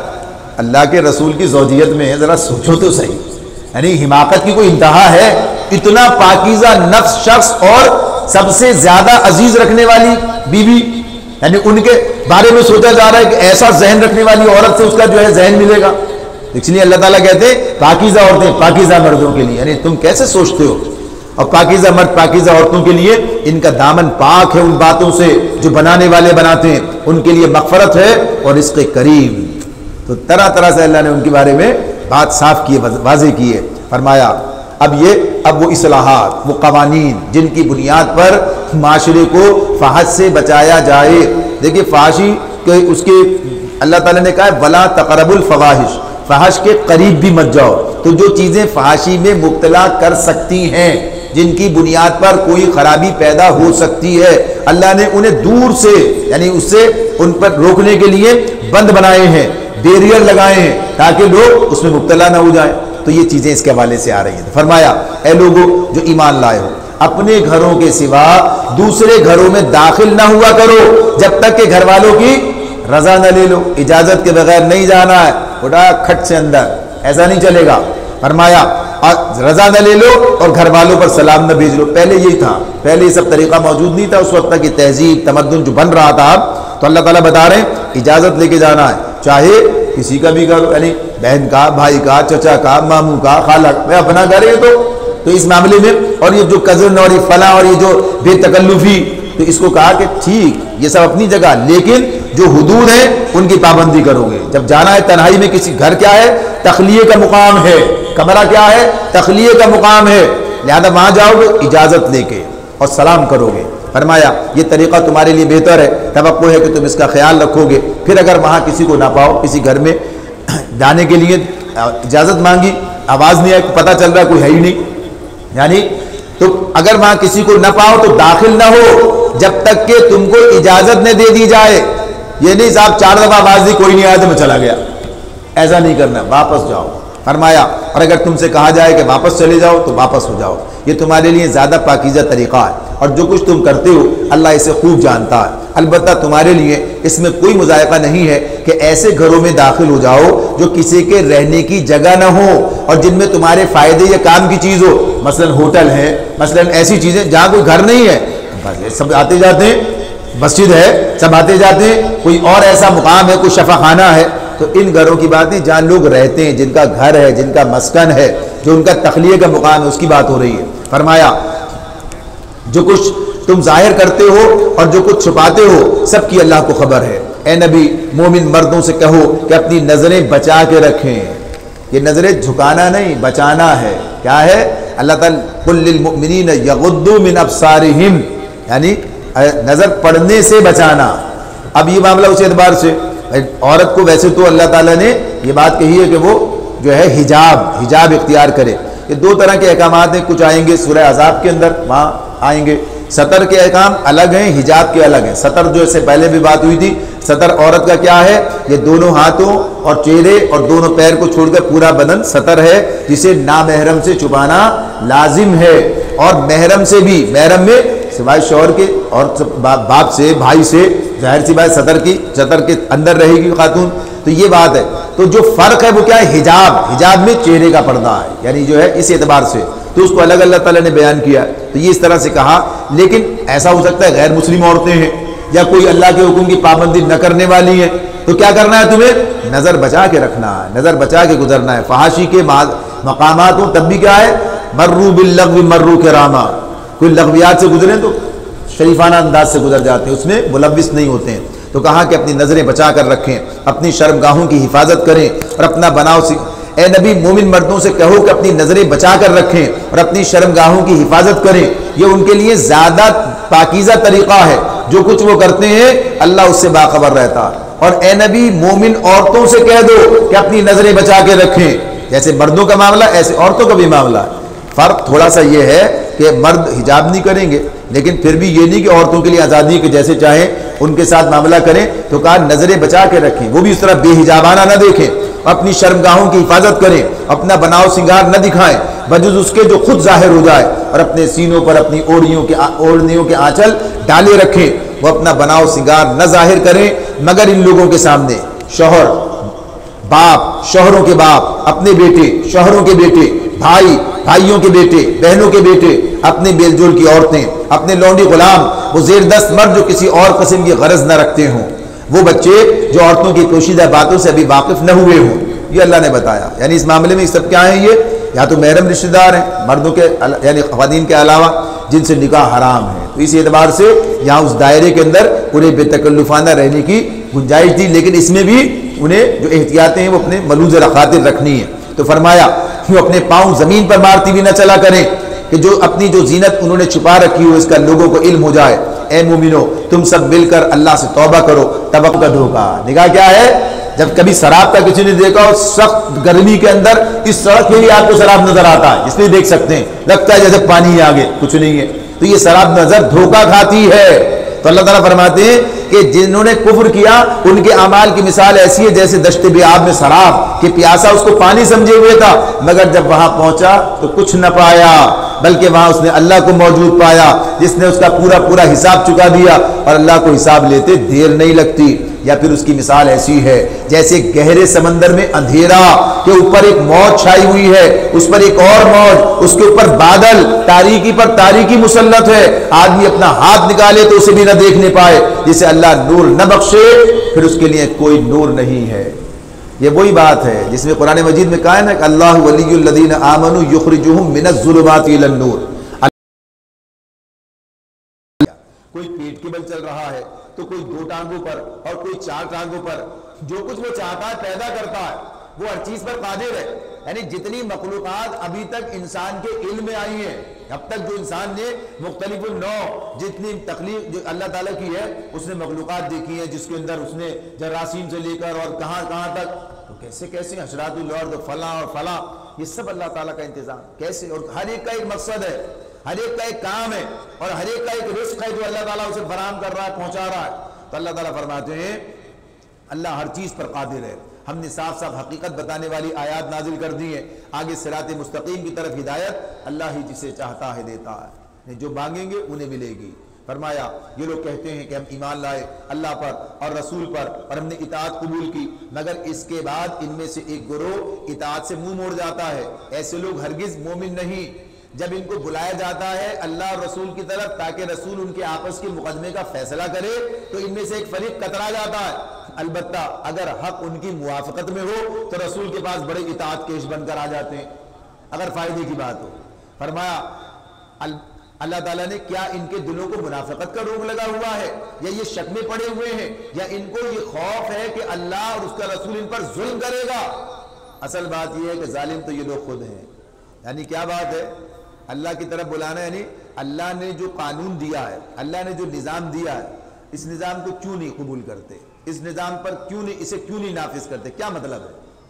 اللہ پوچھ رہے ہیں کیا اللہ ظلم کر رہا ہے؟ کیا اللہ نے اگر قانون دیا ہے تو یہ قانون کیا عدل کے خلاف ہے؟ یہ یعنی بتاؤ ذرا، جرت ہے تو تمہارے اندر۔ اور بعض ایسے بھی ہوتے ہیں یعنی ایمان سے دور، وہ یہ کہہ دیتے ہیں بڑی ظالمانہ سزائیں، یعنی معاذ اللہ جنہیں شرم نہیں آتی، یعنی مسلمانوں ہونے کا لبادہ اوڑے ہوئے اللہ کے قانون کو ہی کہتے ہیں۔ حالانکہ بات کیا ہے؟ اللہ اس نظام کا تحفظ کرتا ہے جس نظام کے اندر انسان کی فلاح و بقا ہے، وہ معاشرہ پاکیزہ، اسے فحاشی سے بچانے کے لیے اللہ نے زنا کی سخت سزا مقرر کی، اور اس کے بے شمار پہلو ہیں جس پر انسان غور کرے تو اس کی سمجھ میں آئیں گے کیا ہے، تاکہ معاشرے کو بچایا جائے۔ قتل پر اللہ نے سزا دی ہے قتل کرنے کی، تاکہ ایسے کوئی کسی کو قتل کر کے نہ چلا جائے، انسانی جان کی حرمت۔ اللہ تعالیٰ کہتے ہیں وَلَكُمْ فِي الْقِصَاصِ حَيَاتٌ يَا أُولِي الْأَلْبَابِ، اے عقل والو اس قصاص میں تمہارے لیے زندگی ہے، تمہیں سمجھ میں نہیں آتا ہے؟ تو یہ بات اللہ تعالیٰ فرماتے ہو اللہ کے قانون کے بارے میں کیا سمجھتے ہو؟ کیوں نہیں آتے ادھر؟ کیوں اس سے منہ پھیر جاتے ہو؟ کیوں نافذ نہیں کرتے؟ کیوں قائم نہیں کرتے جبکہ سب مسلمان ہیں؟ تو اللہ تعالیٰ فرماتے ہیں کہ کیا تمہیں اللہ پر اعتماد نہیں ہے؟ اللہ تعالیٰ فرما رہے ہیں ایمان لانے والوں کا کام تو یہ ہے کہ جب وہ اللہ اور رسول کی طرف بلائے جائیں، اللہ تعالیٰ کہتے ہیں پہلے تو یہ کہا کہ کیا ان کو یہ خوف ہے کہ اللہ اس کا رسول پر ظلم کرے گا؟ اصل بات یہ ہے کہ ظالم تو یہ لوگ خود ہیں۔ ایمان لانے والوں کا کام تو یہ ہے کہ جب وہ اللہ اور رسول کی طرف بلائے جائیں تاکہ رسول ان کے مقدمے کا فیصلہ کرے تو وہ کہیں کہ ہم نے سنا اور اطاعت قبول کی، ایسے ہی لوگ فلاح پانے والے ہیں، یعنی اللہ کے قانون کے پر جو ہے عمل درآمد کے لیے آمادہ و تیار ہوں۔ فرمایا کامیاب وہی ہیں، ایسے ہی لوگ فلاح پانے والے ہیں، اور کامیاب وہی ہیں جو اللہ اور رسول کی فرما برداری کریں اور اللہ سے ڈریں اور اس کی نافرمانی سے بچیں۔ یہ منافق اللہ کے نام سے کڑی کڑی قسمیں کھا کر کہتے ہیں کہ آپ حکم دیں تو ہم گھروں سے نکل کھڑے ہوں. ان سے کہو قسمیں نہ کھاؤ, تمہاری اطاعت کا حال معلوم ہے, تمہارے کرتوتوں سے اللہ بے خبر نہیں ہے. کہو اللہ کے مطیع بنو اور رسول کے تابع فرمان بن کر رہو. لیکن اگر تم منہ پھیرتے ہو تو خوب سمجھ لو کہ رسول پر جس فرض کا بار رکھا گیا ہے اس کا ذمہ دار وہ ہے, اور تم پر جس فرض کا بار ڈالا گیا ہے اس کے ذمہ دار تم. اس کی اطاعت کرو گے تو خود ہدایت پاؤ گے, ورنہ رسول کی ذمہ داری اس سے زیادہ کچھ نہیں ہے کہ صاف صاف حکم پہنچا دے, صاف صاف حکم پہنچا دے. دیکھیے ایک بات اور بھی اس مقام پر سامنے رہے, اسلام صرف فوجداری قوانین کا نام نہیں ہے. یعنی اسلام صرف اس کا نام نہیں ہے کہ اگر کوئی زنا کرے تو کوڑے مارو, اگر شادی شدہ ہو تو سنسار کر دو, چوری کرے تو ہاتھ کاٹ دو. یعنی صرف اسی کا نام نہیں ہے اسلام. اسلام ایک پورے نظام کا نام ہے. اسلام جس معاشرے میں فحش کا یہ عالم ہو جیسا آج ہے, جس معاشرے میں یعنی ریاست کا حکومت کا کوئی اس پر کنٹرول ہی نہیں ہے, بلکہ ہر ایک کے لیے فراہم کر دیا گیا, نکاح کو مشکل بنا دیا جائے اور زنا کو آسان کر دیا جائے, معاشرے کے اندر فحش کا دور دورہ ہو, تو اس معاشرے میں یہ قانون نافذ نہیں ہوتا ہے. ترتیب ہے, پہلے معاشرے کو ٹھیک کیا جائے گا پھر قانون نافذ ہوگا اس کی حفاظت کے لیے. معاشرہ ویسا ہی رہے, فحاشی ویسی رہے, عریانی ویسی رہے, بےہودگیاں ویسی رہے, نکاح کو ایسے ہی مشکل بنا کے رکھا جائے اور پھر کہا جائے کہ سزا. تو قرآن یہ نہیں کہتا ہے, اس کی ترتیب ہے. لیکن بات یہ کرنا چاہیں تو ترتیب ٹھیک کریں گے. جب چاہتے ہیں پتہ چلتا ہر چیز پر پابندی لگ جاتی ہے. یعنی پتہ یہ اکاؤنٹ بند ہو گیا, یہ ٹویٹر بند ہو گیا فلاں, اور اگر چاہیں تو یہ فحش ویب سائٹ بند نہیں کر سکتے. نہیں صاحب یہ کام تو نہیں ہو سکتا اور فلاں نہیں ہو سکتا, آزادی ہے, یہ حقوق انسانی ہے اور فلانا ہے اور ہمارا شمار کہاں ہوگا. اور کیا کوئی ایسی پابندی نہیں لگائی کہ قانون سازی نہیں ہو سکتی کہ جس میں نکاح کو آسان کر دیا جائے. یعنی جن چیزوں نے نکاح کو مشکل بنا دیا ہے, یعنی ایک آدمی نکاح کرنا چاہتا ہے مگر ایسے حالات ہیں کر ہی نہیں سکتا ہے. صاحب اتنا لاکھوں لاکھ روپے کیا, اب تو اس سے بھی زیادہ چاہیے, یہ چاہیے, وہ چاہیے, فلاں چاہیے. یہ سب معاشرے کو خراب کرنے کا معاملہ. تو اسلام ایک پورا نظام ہے. بعض لوگ صرف اتنی بات کرتے ہیں کہ ہاں صاحب ایسا ہو, ظاہر اس معاشرے میں کہیں گے تو نہیں چلے گا. جس معاشرے میں لوگوں کو روٹی میسر نہ ہو, جس معاشرے کے اندر بھوک اور افلاس کا معاملہ ہو, تو وہاں پر یہ سزا کہ چور کا ہاتھ کاٹ دیا جائے نافذ نہیں ہوگی. پہلے یہ کام ٹھیک کیا جائے گا, پہلے استحصال کا معاملہ ختم ہوگا, پہلے لوگوں کے لیے ان کی ضرورت پوری کی جائے گی. تو معاشرہ ایک سسٹم ہے, ایک طریقہ کار ہے. لیکن جب کرنا چاہیں گے تو ترتیب ہوگی. کرنا ہی نہیں چاہتے, نہ یہ کرنا چاہتے نہ وہ کرنا چاہتے, کچھ بھی کام نہیں کرنا چاہتے. بس جیسے چل رہا ہے چلائے جاؤ. جو لوگ چلائیں, جن کے پاس اختیار ہے, جیسے چلائے جاؤ, کام چلتا رہے. اور ہمارا حال بھی یہ, بس جیسے چل رہا ہے چلنے دو. کوئی اصلاح کرنا, کوئی اس طرف آنا, اس نظام کے ذریعے سے اپنے مسائل حل کرنا, اس طرف بھی نہیں ہے. اور اصل مسئلہ تو یہ ہے, اصلاح تو دور کی بات ہے, دنیا تو بات کی چیز ہے. اگر نہیں کریں گے تو آخرت میں کیا جواب دیں گے؟ مسلمان ہو کر, اسلام پر نام لیوا ہو کر, اور پھر اللہ کے قوانین کے نفاذ کرنے سوچا. تو اسی لیے معاشرے میں تبدیلی لانا, معاشرے کے اندر اصلاحات کرنا, اپنے اندر تبدیلی لانا, معاشرے میں تبدیلی لانا, اسلام کے نفاذ کے لیے ایک ماحول بنانا, پھر دیکھیے انشاءاللہ سب کچھ ہوتا ہے. ایک ترتیب ہے, ایک طریقہ کار ہے جو پورا ان تنظیموں کے پاس ہے, اور قرآن کے ذریعے سے کہ جو اسلام کے نفاذ کو اس معاشرے میں قائم کرنا چاہتے ہیں, نافذ کرنا چاہتے ہیں, تبدیلی لانا چاہتے ہیں. تو اس کے لیے کوئی ایک ہی طریقہ نہیں, بس انتخاب ہو جائے گا, اس سے پہلے معاشرے کو بھی بنانا پڑے گا, صورتحال کی تبدیلی بھی ہوگی, بالآخر حکومت کی طاقت سے چیزیں اور زیادہ بہتر طور پر سامنے آئیں گی. تو اللہ تعالیٰ فرماتے ہیں اس کے بعد اللہ نے وعدہ فرمایا. اب یہ کیا ہے؟ یہ آیت استخلاف کہلاتی ہے, آیت 55, جس میں اللہ تعالیٰ نے وعدہ کیا ہے اہل ایمان سے, دنیا کے اندر ان کو خلافت ان کی قائم کرنے کا, حکومت ان کی قائم کرنے کا. فرمایا وعد اللہ, وعدہ کرتا ہے اللہ. اللہ کے وعدے, اللہ جھوٹا وعدہ تو نہیں کرتا معاذ اللہ, اللہ سچے وعدے کرتا ہے. واللہ لا یخلف المیعاد, ان اللہ لا یخلف المیعاد, بے شک اللہ اپنے وعدے کی خلاف ورزی نہیں کرتا ہے, شرط یہ کہ اس کے مصداق بنے ہیں. اللہ فرمایا, اللہ نے وعدہ فرمایا ہے تم میں سے ان لوگوں کے ساتھ جو ایمان لائیں اور نیک عمل کریں, وہ ان کو اسی طرح زمین میں خلیفہ بنائے گا جس طرح ان سے پہلے گزرے ہوئے لوگوں کو بنا چکا ہے. ان کے لیے ان کے اس دین کو مضبوط بنیادوں پر قائم کر دے گا جسے اللہ تعالیٰ نے ان کے حق میں پسند کیا ہے, اور ان کی موجودہ حالت خوف کو امن سے بدل دے گا, امن سے بدل دے گا. بس وہ میری بندگی کریں اور میرے ساتھ کسی کو شریک نہ کریں. یہ بات جو اللہ تعالیٰ فرماتے ہیں یہ اللہ کا وعدہ ہے. لیکن اس میں کیا بات کی ہے؟ ایمان، عمل صالح۔ اب یہ عمل صالح سے مراد کیا؟ اگر کوئی آدمی کہے کہ اچھا بھائی ٹھیک ہے، نمازیں پڑھتے ہیں، روزے رکھتے ہیں، زکوٰۃ دیتے ہیں، سب کام کر لیتے ہیں، اور خود بخود جو ہے یہ ہمارے لیے اللہ تعالیٰ یہ نظام قائم کر کے ہمیں جو ہے یہ خلافت کا نظام قائم ہوگا، ہمیں بادشاہ بنا دے گا، خلیفہ بنا دے گا، جو بھی کہیے امیر بنا دے گا۔ تو یہ جو معاملہ ہے، ہر کام کا جو طریقہ ہے، جو اللہ تعالیٰ نے جس کام کے لیے طریقہ بتا دیا ہے وہی عمل صالح ہے۔ جیسے اللہ تعالیٰ نے کہا سورہ انفال میں ہم نے پڑھا اعدوا لهم ما استطعتم من قوة، اللہ نے کہا دشمن کے مقابلے کے لیے تم اپنی قوت میں اضافہ کرو اور قوت تیار کرو جتنا تمہارے بس میں ہے، یعنی جو آج کے دور کی دفاعی طاقت ہے وہ تم بنو۔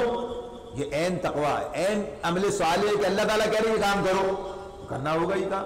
یعنی اس کے بغیر آپ سوچیں ہم گھر میں بیٹھ کے تحفظ اللہ کرے گا، توکل اس کا نام ہے، تو توکل اس کا نام نہیں ہے۔ یہ بالکل ایسی بات ہے، اللہ تعالیٰ کہتا ہے کہ اللہ جو ہے تمہیں اولاد دے گا، بیٹے بیٹیاں، اس کے لیے طریقہ کار کہ اللہ نے کہا نکاح کرو، نکاح نہ کریں بیٹھ کے دعائیں کرتے رہیں، اللہ تعالیٰ جو چاہے کرے گا، اور نمازیں پڑھیں، روزے رکھیں، سب کریں اور مانگیں۔ جو جس کا اللہ نے جو سسٹم بنایا ہے، جو معاشرے کے اندر جو طریقہ کار جو نبی صلی اللہ علیہ وسلم نے کیا ہے، یعنی آپ نے اللہ کی حاکمیت کی دعوت دی ہے، لوگوں کو اس کی طرف بلایا ہے، اور پھر جب وہ معاشرہ تیار کر کے اللہ کی حاکمیت قائم کر دی ہے۔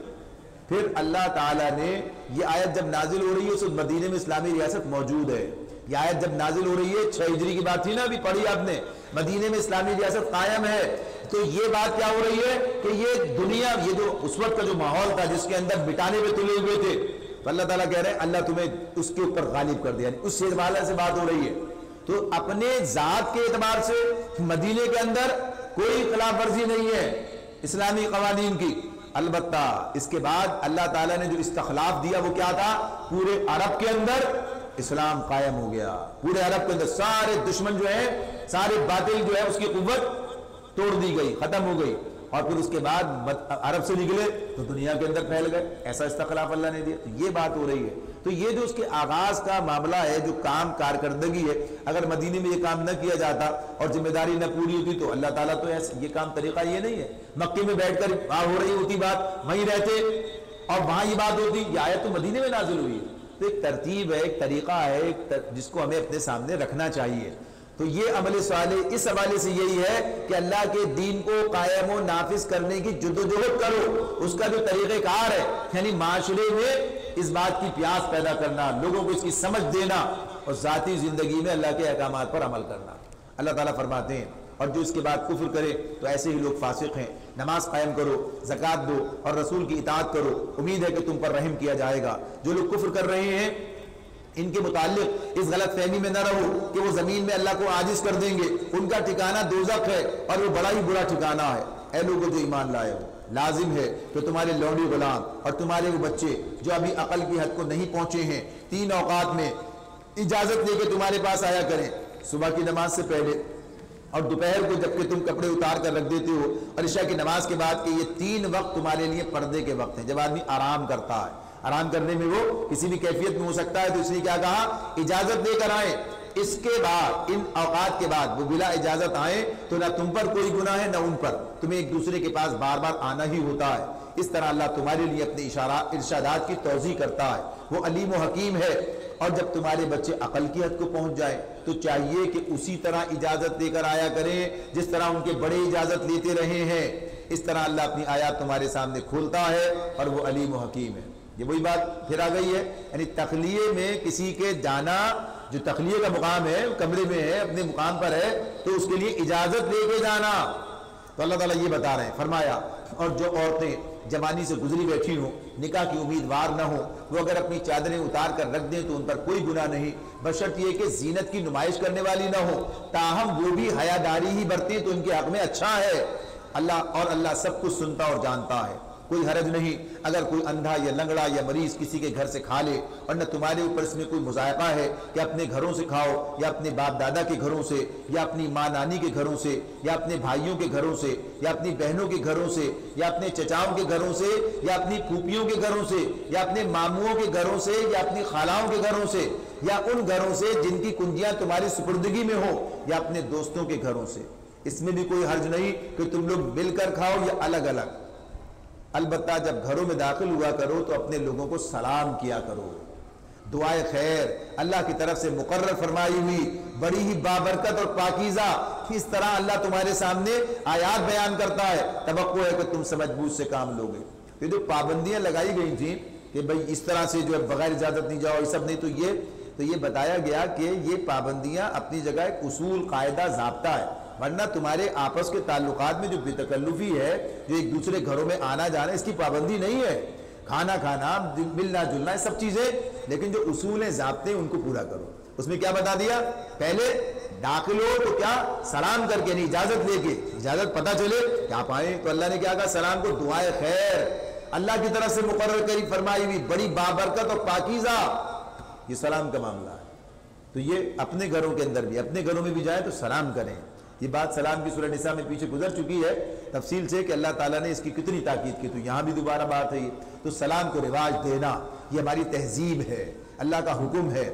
فرمایا مومن تو اصل میں وہی ہے جو اللہ اس کے رسول کو دل سے مانے، اور جب کسی اجتماعی کام کے موقع پر رسول کے ساتھ ہوں تو اس سے اجازت لیے بغیر نہ جائیں. اے نبی، جو لوگ تم سے اجازت مانگتے ہیں وہی اللہ اور رسول کے ماننے والے ہیں، بس جب وہ اپنے کسی کام سے اجازت مانگے تو جسے تم چاہو اجازت دے دیا کرو، اور ایسے لوگوں کے حق میں اللہ سے دعائیں مغفرت کرو. اللہ یقیناً غفور الرحیم ہے. یعنی اجتماعیت کا طریقہ کار، یعنی دین کیا ہے؟ اجتماعیت کا تقاضا کرتا ہے. دین اجتماعیت کا تقاضا کرتا ہے، مجتمع، ایک نظم کے تحت رہنا. اور پھر اس کے اندر کیا بات کرتا ہے؟ اجتماعیت پہ اس نظم کا تقاضا کیا ہے؟ یہ نہیں کہ جس کا جب منہ اٹھایا چل دیا، جس کا جب منہ اٹھایا آ گیا. بھائی اگر کوئی چیز طے کی گئی ہے تو اس کی پابندی کی جائے، اور جب کوئی امیر ہے تو اس کی اطاعت کی جائے. یعنی چاہے وہ امیجیٹ باس ہو، چاہے وہ مرکزی امیر ہو، کوئی بھی معاملہ ہو، جیسے بھی ذمہ داری ہے کہ تو اس میں اجازت لے کے جانا، بلا اجازت چلے جانا تو کوئی نظم چل نہیں سکتا ہے. تو یہ اللہ تعالیٰ اصول بتا رہے ہیں، اور اس میں خصوصیت سے کہا کہ اہل ایمان تو یہی لوگ ہیں کہ جو اس طرح نظم و ضبط کے اندر زندگی بسر کرتے ہیں. فرمایا اللہ تعالیٰ نے مسلمانوں اپنے درمیان رسول کے بلانے کو آپس میں ایک دوسرے کا سا بلانا نہ سمجھ بیٹھو. اللہ ان لوگوں کو خوب جانتا ہے جو تم میں ایسے ہیں کہ ایک دوسرے کی آڑ لیتے ہوئے چپکے سے سڑک جاتے ہیں. رسول کے حکم کی خلاف ورزی کرنے والوں کو ڈرنا چاہیے کہ وہ کسی فتنے میں گرفتار نہ ہو جائیں یا ان پر دردناک عذاب نہ آ جائے. خبردار رہو، آسمان و زمین میں جو کچھ ہے اللہ کا ہے، تم جس روش پر بھی ہو اللہ اس کو جانتا ہے. جس روز لوگ اس کی طرف پلٹائے جائیں گے وہ انہیں بتا دے گا کہ وہ کیا کچھ کر کے آئے ہیں. اللہ ہر چیز کا علم رکھتا ہے. سورہ نور مکمل ہوئی، اس کے بعد سورہ فرقان ہے. سورہ فرقان یہ بھی مکی صورت ہے، اور یہ سورہ مومنون جو ہم نے پڑھی تھی پیچھے، اس کے ساتھ یا اس کے مان بعد نازل ہوئی ہے. سورہ نور تو مدنی صورت آئی ہے درمیان کے اندر، اور اس کے بعد پھر مومنون کے متصل والی صورت سورہ فرقان آ گئی ہے. تو اس کے بارے میں یہ کہ 890 کے اندر یہ نازل ہوئی ہے. یہ دور وسط ہے وہی مکے کا، نبی صلی اللہ علیہ وسلم کے وہاں قیام کا. اس میں جو اعتراضات اس وقت مشرکین مکہ کر رہے تھے قرآن مجید پر اور رسالت کے حوالے سے، اللہ نے ان کے جوابات دیے ہیں. اور اسی کے ساتھ ساتھ جہاد کبیر قرآن کو لے کر اس کی ہدایت کی ہے. عباد الرحمن کی صفات اسی میں ہمارے سامنے آتی ہیں کہ جو لوگ اسلام قبول کرتے ہیں ان کی زندگی میں کتنا بڑا انقلاب آتا ہے. دیکھو اللہ نے بتایا، اللہ کے نام سے جو بے انتہا مہربان اور رحم فرمانے والا ہے، نہایت متبرک ہے وہ جس نے یہ فرقان اپنے بندے پر نازل کیا تاکہ سارے جہان والوں کے لیے خبردار کر دینے والا ہو. وہ جو زمین اور آسمانوں کی بادشاہی کا مالک ہے، جس نے کسی کو بیٹا نہیں بنایا ہے، جس کے ساتھ بادشاہی میں کوئی شریک نہیں ہے، جس نے ہر چیز کو پیدا کیا پھر اس کی ایک تقدیر مقرر کی. لوگوں نے اسے چھوڑ کر ایسے معبود بنا لیے جو کسی چیز کو پیدا نہیں کرتے بلکہ خود پیدا کیے جاتے ہیں، اور جو خود اپنے لیے بھی کسی نفع یا نقصان کا اختیار نہیں رکھتے، جو نہ مار سکتے ہیں، نہ جلا سکتے ہیں، نہ مرے ہوئے کو پھر اٹھا سکتے ہیں. ساری باتیں تو اللہ تعالیٰ کہہ رہا ہے کیا چیز ہے ان کے پاس؟ کچھ بھی نہیں ہے. یعنی جو بنا لیتے ہیں، اب نہ کہے بغیر بھی جو اللہ کے حقوق ان کو دے رہے ہوتے ہیں، ان سے ایسے ڈرتے ہیں جیسے اللہ سے ڈرنا چاہیے، ان سے ایسے امید رکھتے ہیں جیسے اللہ سے رکھنی چاہیے، ان سے ایسے محبت کرتے ہیں، انہیں راضی کرنے کی فکر میں رہتے ہیں جیسے اللہ کو کرنا چاہیے. یہ وہی شرک ہے. تو اللہ تعالیٰ کہتے ہیں ان کے پاس کیا ہے؟ تم نے یہ مقام اللہ کے مقابلے میں کیوں دے دیا؟ اللہ سے ڈرو، اللہ سے امید رکھو، اللہ کو راضی کرنے کی فکر کرو، اللہ سے محبت رکھو. فرمایا جن لوگوں نے نبی کی بات ماننے سے انکار کر دیا وہ کہتے ہیں کہ یہ فرقان، یعنی قرآن مجید کا نام ہے فرقان، فرق کر دینے والا. یہ بات پیچھے بار بار آئی ہے، یعنی جو حق و باطل کے اندر فرق کرتا ہے. فرمایا وہ کہتے ہیں کہ یہ فرقان ایک بن گھڑت چیز ہے جسے اس شخص نے آپ ہی گھڑ لیا ہے اور کچھ دوسرے لوگوں نے اس کام میں اس کی مدد کی ہے. بڑا ظلم اور سخت جھوٹ ہے جس پر یہ لوگ اتر آئے ہیں. کہتے ہیں یہ پرانے لوگوں کی لکھی ہوئی چیزیں ہیں جنہیں یہ شخص نقل کراتا ہے اور وہ اسے صبح و شام سنائی جاتی ہیں. اے نبی ان سے کہو اسے نازل کیا ہے اس نے جو زمین اور آسمانوں کا بھید جانتا ہے. حقیقت یہ ہے کہ وہ بڑا غفور الرحیم ہے. سخت جھوٹ کیوں کہا؟ مکے میں سب لوگ جانتے تھے کتنے لوگ ہیں. مکہ اس زمانے کا مکہ، اور پھر اس زمانے میں جہاں کوئی ایسا ذریعہ نہیں ہے کہ کہیں سے کوئی خبر آ رہی ہے، کوئی ٹیلی فون ہے، کوئی انٹرنیٹ لگا ہوا ہے، کوئی فلاں سے آ رہا ہے، یہاں کچھ نہیں. سب جانتے کون سی لائبریری مکے میں ہے، کہاں سے سنایا جاتا ہے، کدھر سے، کہاں سے خبریں آ رہی ہیں. کل تک تمہیں کچھ نہیں پتا تھا، آج رسول بتا رہا ہے تو اس پر الزام لگاتے ہو. تو اللہ تعالیٰ کہتے ہیں سب جھوٹ ہے. فرمایا کہتے ہیں یہ کیسا رسول ہے جو کھانا کھاتا ہے اور بازاروں میں چلتا پھرتا ہے؟ کیوں نہ اس کے پاس کوئی فرشتہ بھیجا گیا جو اس کے ساتھ رہتا، نہ ماننے والوں کو دھمکاتا، یا کچھ اور نہیں تو اس کے لیے کوئی خزانہ ہی اتار دیا جاتا، یا اس کے پاس کوئی باغ ہی ہوتا جس سے یہ اطمینان کی روزی حاصل کرتا. اور یہ ظالم کہتے ہیں تم لوگ تو ایک سحرزدہ آدمی کے پیچھے لگ گئے ہو. دیکھو کیسی کیسی حجتیں یہ لوگ تمہارے آگے پیش کر رہے ہیں. ایسے بہکے ہیں کہ کوئی ٹھکانے کی بات ان کو نہیں سوچتی. ایسی بے بنیاد باتیں تو کوئی کچھ کہتا ہے، کوئی کچھ کہتا ہے. اللہ تعالیٰ فرما رہے ہیں بڑا بابرکت ہے اللہ جو اگر چاہے تو ان کی تجویز کردہ چیزوں سے بھی زیادہ بڑھ چڑھ کر تم کو دے سکتا ہے. ایک نہیں بہت سے باغ جن کے نیچے نہریں بہتی ہوں اور بڑے بڑے محل. اللہ کیا نہیں کر سکتا ہے، لیکن اللہ یہ کرے گا نہیں. یہ نظام ایسے ہی چلے گا. اس کے اندر اسی طریقے سے یعنی مخلص لوگ کیسے آئیں گے؟ جب یہاں پر آنے کے بعد جب ہلائے جاتے ہیں تو وہی آئے گا جو اس پر ایمان لائے گا.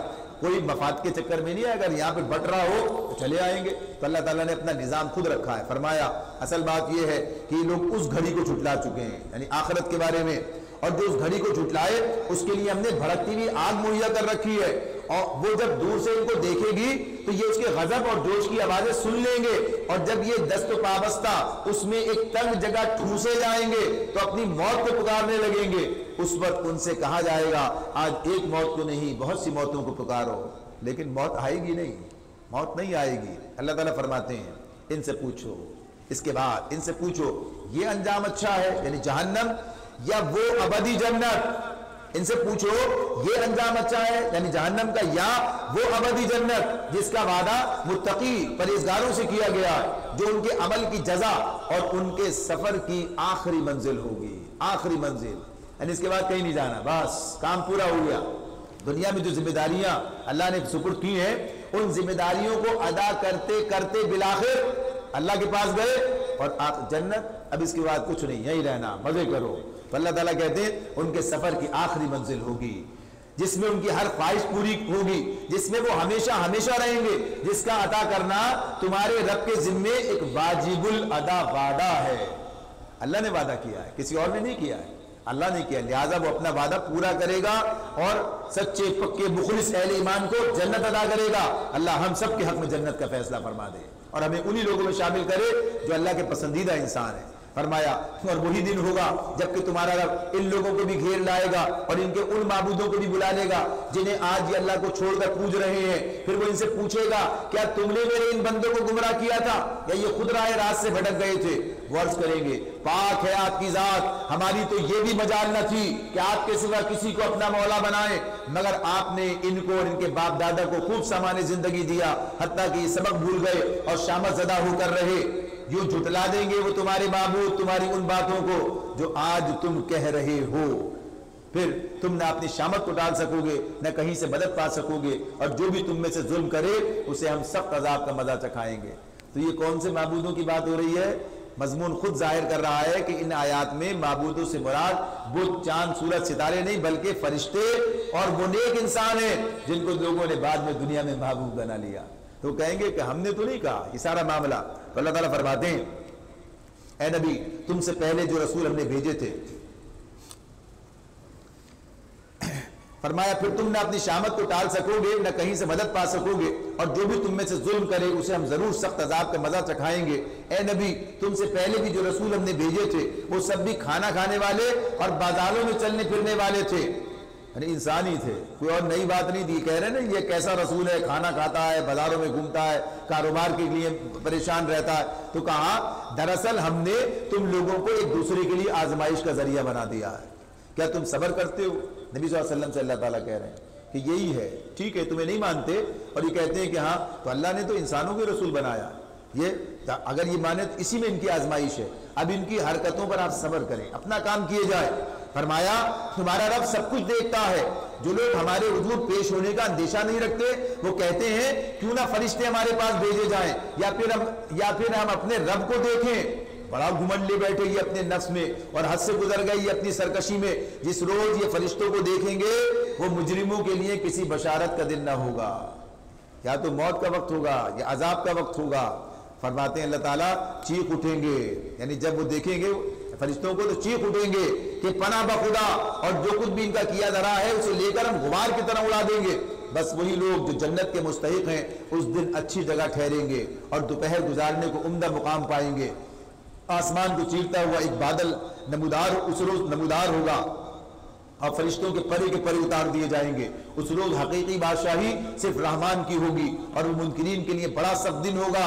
ظالم انسان اپنا ہاتھ چبائے گا، سنیے، اور کہے گا کاش میں نے رسول کا ساتھ دیا ہوتا. ہائے میری کم بختی، یا ویلتا لیتنی لم اتخذ فلانا خلیلا. ہائے میری کم بختی، کاش میں نے فلاں شخص کو اپنا دوست نہ بنایا ہوتا. اس کے بہکانے میں آ کر میں نے وہ نصیحت نہ مانی جو میرے پاس آئی تھی. شیطان انسان کے حق میں بڑا ہی بے وفا نکلا. پیچھے تو اصل شیطان ہوتا ہے، کچھ شیطان صفت دوست ہوتے ہیں جو انسان کو جو ہے گمراہی کی طرف لے جاتے ہیں، تو انسان وہاں پہنچ کے کہے گا. تو اس لیے دوست بنانے میں بھی احتیاط کرو. ان لوگوں کو دوست بناؤ جو ہمیں دین کی طرف، نیکی کی طرف، آخرت کی طرف لے کے جائیں.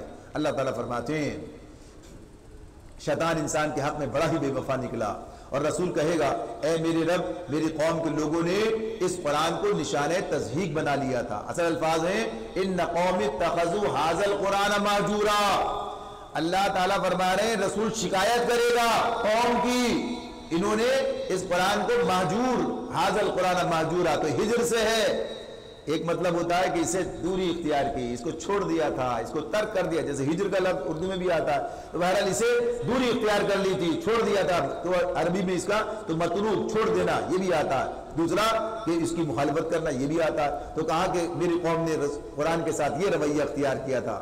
اللہ کے حضور شکایت کریں گے. فرمایا اے نبی، ہم نے تو اسی طرح مجرموں کو ہر نبی کا دشمن بنایا ہے اور تمہارے لیے تمہارا رب ہی رہنمائی اور مدد کو کافی ہے. منکرین کہتے ہیں اس شخص پر سارا قرآن ایک ہی وقت میں کیوں نہ اتارا گیا؟ ہاں ایسا اس لیے کیا گیا. اللہ جواب دے رہے ہیں، کہتے تھے نا یہ روز ہر قرآن آتا چلا جا رہا ہے، اتنے دن ہو گئے، روز ایک ہی دفعہ آ جائے سارا. تو اللہ تعالیٰ بتا رہے ہیں ایسا کیوں نہیں کیا گیا. فرمایا ہاں ایسا اس لیے کیا گیا کہ ہم جو تھوڑا تھوڑا کر کے نازل کرتے ہیں کہ اس کو اچھی طرح ہم تمہارے ذہن نشین کرتے رہیں. دوسرے اس غرض کے لیے ہم نے اس کو ایک خاص ترتیب سے کے ساتھ الگ الگ اجزاء کی شکل دی ہے.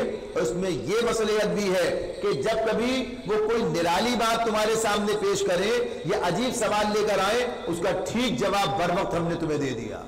اس طرح اللہ نے اسے رفتہ رفتہ نازل کیا اور بہترین طریقے سے بات کھول دی. اور جو لوگ اوندے منہ جہنم کی طرف دھکیلے جانے والے ہیں ان کا موقف بہت ہی برا ہے اور ان کی راہ حد درجے غلط. اور دوسرے مقام پر یہ بھی بات آتی ہے کذالک لنثبت بہ فؤادک، تاکہ اس کے ذریعے تمہارے دل کو مضبوط کریں. یعنی یہ اللہ کے اپنا کام ہے کہ وہ کیسے نازل کرے. فرمایا ہم نے موسیٰ کو کتاب دی اور اس کے ساتھ اس کے بھائی ہارون کو مددگار کے طور پر لگا دیا اور ان سے کہا جاؤ اس قوم کی طرف جس نے ہماری آیات کو جھٹلا دیا ہے. آخرکار ان لوگوں کو ہم نے تباہ کر کے رکھ دیا. یہی حال قوم نوح کا ہوا جب انہوں نے رسولوں کی تکذیب کی، ہم نے ان کو غرق کر دیا اور دنیا بھر کے لوگوں کے لیے ایک نشان عبرت بنا دیا اور ان ظالموں کے لیے ایک دردناک عذاب ہم نے مہیا کر رکھا ہے، یعنی آخرت کے میں. فرمایا اسی طرح عاد اور سمود اور اصحاب الرس اور بیچ کی صدیوں کے بہت سے لوگ تباہ کیے گئے. ان میں سے ہر ایک کو ہم نے پہلے تباہ ہونے والوں کی مثالیں دے دے کر سمجھایا اور آخرکار ہر ایک کو غارت کر دیا. اور اس بستی پر تو ان کا گزر ہو چکا ہے جس پر بدترین بارش برسائی گئی تھی، قوم لوط کی بات. فرمایا کیا انہوں نے اس کا حال دیکھا نہ ہوگا اس بستی کا، مگر یہ موت کے بعد دوسری زندگی کے توقع ہی نہیں رکھتے.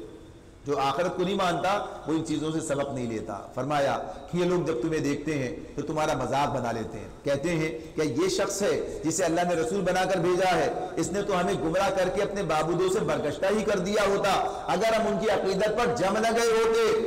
اچھا وہ وقت دور نہیں جب عذاب دیکھ کر انہیں خود معلوم ہو جائے گا کہ کون گمراہی میں دور نکل گیا تھا، آنے والا وہ وقت پتہ چل جائے گا۔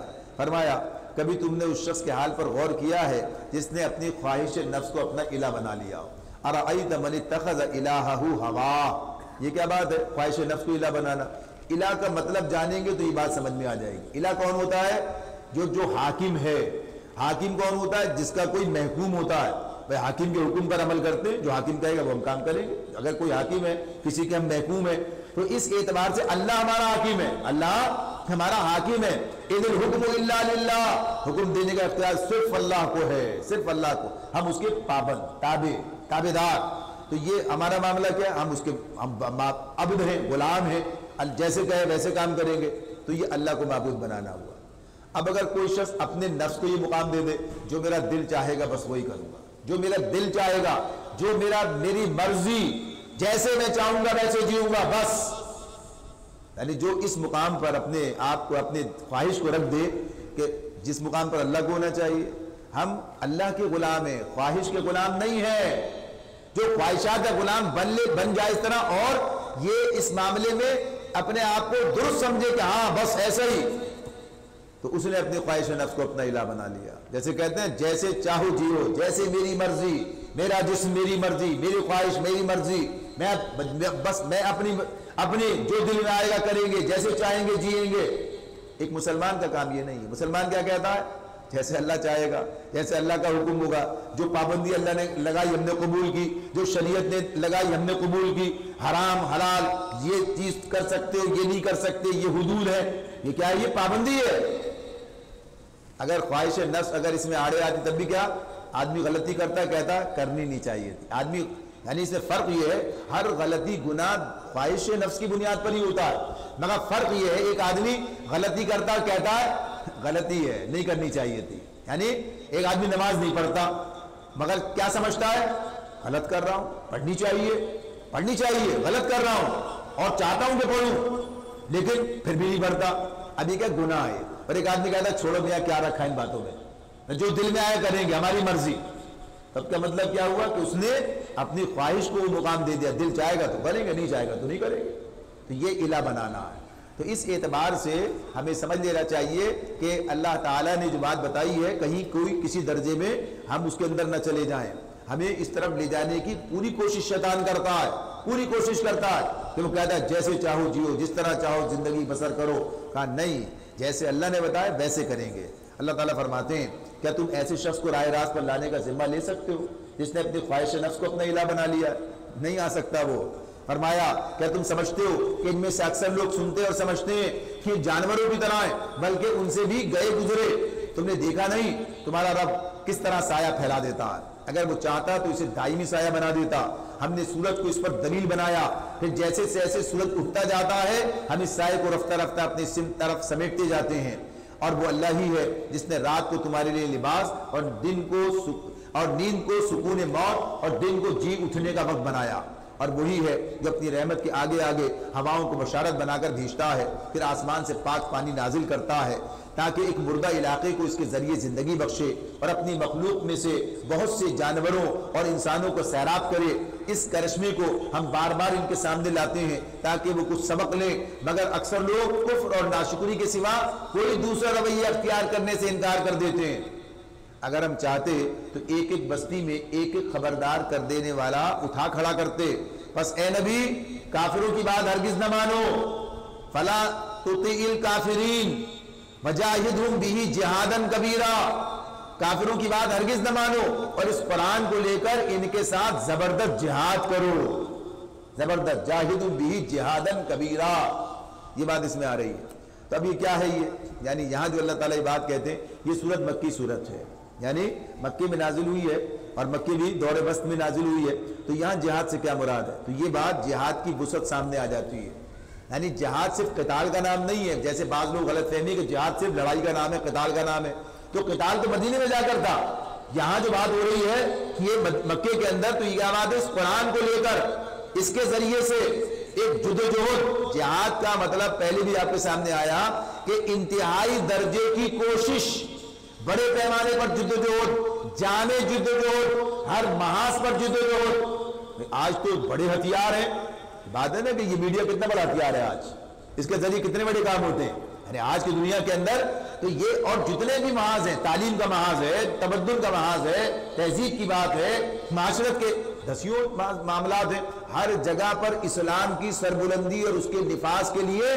ہمیں وہاں پر متحرک ہونا ہوگا۔ جو جس درجہ جس مقام پر مؤثر ہو سکتا ہے اسے اسی مقام پر اپنا کام کرنا ہوگا، اور ہر محاذ پر کام کیا جائے گا، تب کہیں جا کر یہ کام مکمل ہوگا۔ تو یہ بات اللہ تعالیٰ فرماتے ہیں تمہیں یہ کام کرنا ہے، تو یہ اس اعتبار سے یہ جہاد ہی ہے جو ہم کر رہے ہیں۔ کیا ہے یہ اللہ کے دین کو غالب کرنے کی جدوجہد کا ایک مرحلہ ہے۔ ہم دین کو سمجھ رہے کی کوشش کر رہے ہیں، عمل پیرا ہونے کے لیے اور دنیا تک پہنچانے کے لیے، ایک مزاج ایک بنانے کے لیے، اسلام کی پیاس لوگوں کے اندر پیدا کرنا، انہیں یہ سمجھانا کہ اسلام قائم اور نافذ ہونے کے لیے آیا ہے۔ ورنہ تو لوگ قرآن پڑھتے ہیں صرف ثواب کے لیے پڑھتے ہیں، پڑھ کے چلے جاتے ہیں۔ قرآن پڑھتے ہیں ثواب کے لیے، ہم اس لیے نہیں پڑھ رہے ہیں۔ اللہ کے اجر کے طالب ہیں، وہ ہمیں ضرور دے گا، زیادہ دے گا، لیکن اصل جو ہمارے پیش نظر مقصد ہے وہ کیا ہے؟ اللہ کے دین کو قائم و نافذ کرنے کی جدوجہد کا ایک مرحلہ ہے۔ دین سمجھنا، دین سیکھنا، عمل کرنا، دنیا کو بتانا، اور اس کے قابل نفاذ ہونے کو دنیا کے سامنے واضح کرنا، یہ سب پیش نظر، اس لیے بیٹھے ہیں تو اپنے معاملے کو ٹھیک کیا جائے، نیت کے مطابق اجر دیتا اللہ تعالیٰ۔ تو اگر یہ مقصد ہوگا تو بہترین اجر ملے گا، یعنی جہاد کا اجر ملے گا، اور اگر صرف ثواب کی نیت ویسے تو اللہ وہ بھی دے دے گا۔ تو بہرحال یہ کام پیش نظر یہ ہے، اسی کی دعوت آپ کو دیتے ہیں۔ تحریک اسلامی پاکستان اسی کی دعوت دیتی ہے، اللہ کے دین کو اس ذات اور سرزمین پر قائم کرنے کی جدوجہد کے مراحل ہیں جن سے ہم گزر رہے ہیں۔ یہی کام ہے جو کرنا ہے، یہی کام اللہ کے رسول مکے میں کر رہے تھے، لوگوں کو دین سمجھا رہے تھے، سکھا رہے تھے، بتا رہے تھے، اور ان کے سامنے حجت کر رہے تھے قرآن کے ذریعے سے۔ یہ کام ہمیں بھی کرنا ہے۔ اللہ تعالیٰ فرماتے ہیں، اور وہی ہے، اللہ کی قدرت کی بات آ گئی، اور وہی ہے جس نے دو سمندروں کو ملا رکھا ہے، ایک لذیذ و شیریں، دوسرا تلخ و شور، دونوں کے درمیان ایک پردہ حائل ہے، ایک رکاوٹ ہے جو انہیں گڈمڈ ہونے سے روکے ہوئے، یعنی سمندر میں بعض مقامات پر میٹھا اور کھاری پانی دونوں ہوتے ہیں، سب چیزیں لوگوں کو معلوم ہے۔ فرمایا، اور وہی ہے جس نے پانی سے ایک بشر پیدا کیا، پھر اس سے نسب اور سسرال کے دو الگ سلسلے چلائے۔ تیرا رب بڑا ہی قدرت رکھنے والا ہے۔ اس اللہ کو چھوڑ کر لوگ ان کو پوج رہے ہیں جو نہ ان کو نفع پہنچا سکتے ہیں نہ نقصان، اور اوپر سے مزید یہ کہ کافر اپنے رب کے مقابلے میں ہر باغی کا مددگار بنا ہوا ہے۔ اے نبی، تم کو تو ہم نے بس ایک بشارت دینے والا اور خبردار کرنے والا بنا کر بھیجا ہے۔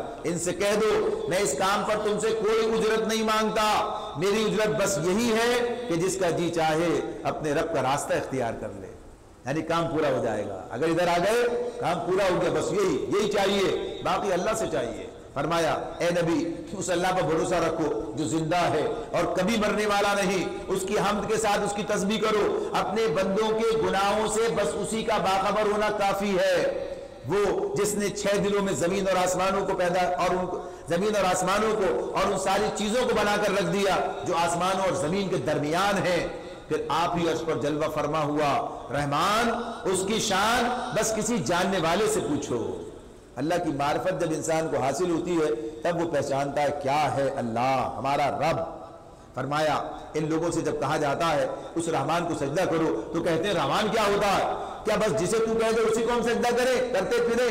یہ دعوت ان کی نفرت میں الٹا اور اضافہ کر دیتی ہے۔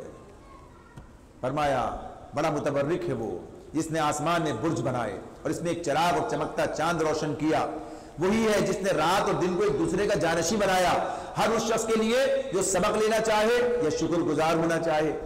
اب اس کے بعد وعباد الرحمن، سورہ فرقان مکمل ہو رہی ہے، آخر میں کہا وعباد الرحمن، رحمان کے بندے، یعنی ویسے تو سب بندے ہیں لیکن کچھ ایسے بندے ہیں جو اس بندگی کو قبول کر لیتے ہیں، کچھ انکار کر دیتے ہیں، یعنی کچھ فرما بردار بندے، کچھ باغی بندے ہیں، وہ بھی بندے کچھ اور نہیں ہو سکتے لیکن وہ کیا باغی ہیں۔ تو جو اصل ہیں فرما بردار ہیں، اللہ بتا رہے ان کی بات، جو واقعی بندگی اختیار کر لی جنہوں نے، ان کے اندر کیا انقلاب آیا۔ تو یہ جو بتایا جا رہا ہے یہ اسی اعتبار سے ذرا سوچو، یعنی وہاں ان لوگوں سے بات ہو رہی ہے اور یہ ہمیں بھی سوچنا ہے کہ ہمارے اندر بھی یہ صفات ہیں کہ نہیں ہیں۔ اللہ تعالیٰ بتا رہے ہیں یہ معاشرہ، مکے کا معاشرہ، عرب کا معاشرہ، جاہلیت کا معاشرہ، جس میں اسلام سے پہلے جو حالات تھے سب کے سامنے تھے، اب جو لوگ اس معاشرے میں ایمان قبول کر کے نبی اکرم صلی اللہ علیہ وسلم کے ساتھ شامل ہو جاتے ہیں، ان کی زندگی میں کتنا بڑا انقلاب آ جاتا ہے، یعنی وہ کل کیا تھے آج کیا بن جاتے ہیں، ان کی اخلاقیات کے اعتبار سے، ان کے معمولات کے اعتبار سے، ان کے کردار کے اعتبار سے، ان کی صداقت، دیانت، شرافت، ان کی جرت، یعنی کس پہلو کو دیکھو، ہر پہلو دیکھو تو کیا تمہیں کیا تبدیلی ہے۔ تو اللہ تعالیٰ کہ دیکھو یہ تبدیلی آتی ہے، ہمارے اندر آنی چاہیے۔ ہم تو مسلمان جدی پشتی ہیں پھر بھی، تو اللہ تعالیٰ کہتے ہیں رحمان کے اصلی بندے وہ ہیں جو زمین پر نرم چال چلتے ہیں۔ اس سے مراد کیا ہے؟ تکبر نہیں ہے، عقل نہیں ہے، بلکہ ایک انکسار، اس میں آدمی اپنی اوقات میں رہ کر کام کرتا ہے۔ فرمایا اور جاہل ان کے منہ کو آئے تو کہہ دیتے ہیں کہ تم کو سلام، یعنی مثبت رویہ، خواہ ہر ایک سے بھڑنا، ہر ایک سے کہ منہ لگنا، سمجھ لیا کہ یہ بات سننے کے لیے تیار نہیں ہے، جاہلانہ رویہ چھوڑ دو، اپنا مقصد اپنا کام کرو، یعنی بامقصد زندگی گزارنا اور مثبت طریقے سے کام کرتے چلے جانا، خواہ جو ہے الجھنے کی کوشش نہ کرنا، کوئی الجھائے بھی تو الگ ہٹ جانا۔ تو کہہ دیتے ہیں تم کو سلام، جو اپنے رب کے حضور سجدے اور قیام میں راتیں گزارتے ہیں۔ کیا یعنی یہ ان کی اللہ کے ساتھ تعلق کا معاملہ کہ اپنے رب کے حضور سجدے اور قیام میں راتیں گزارتے ہیں، یعنی راتوں کی بعد نماز قیام اللیل، اور پھر اس کے بعد کیا ہے جو دعائیں کرتے ہیں، اے ہمارے رب جہنم کے عذاب سے ہم کو بچا لے۔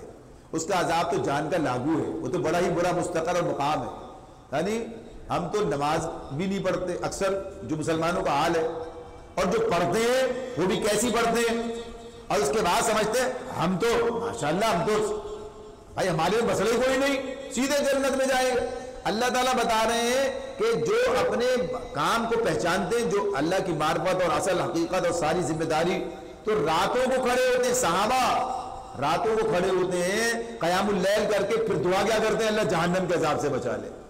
اس لیے کہ جہنم چیز ایسی ہے، اس کا خوف لاگو ہے، اس کو خوف جو ہے وہ لاحق ہے، اس کے لیے بچنا چاہتے ہیں، پتہ ہے کہ یہ غلطیاں، کوتاہیاں، خامیاں اور ذمہ داری کا اس طریقے سے ادا کرنا جیسی مطلوب ہے، تو اسی ڈر سے اللہ سے مغفرت مانگتے رہتے ہیں۔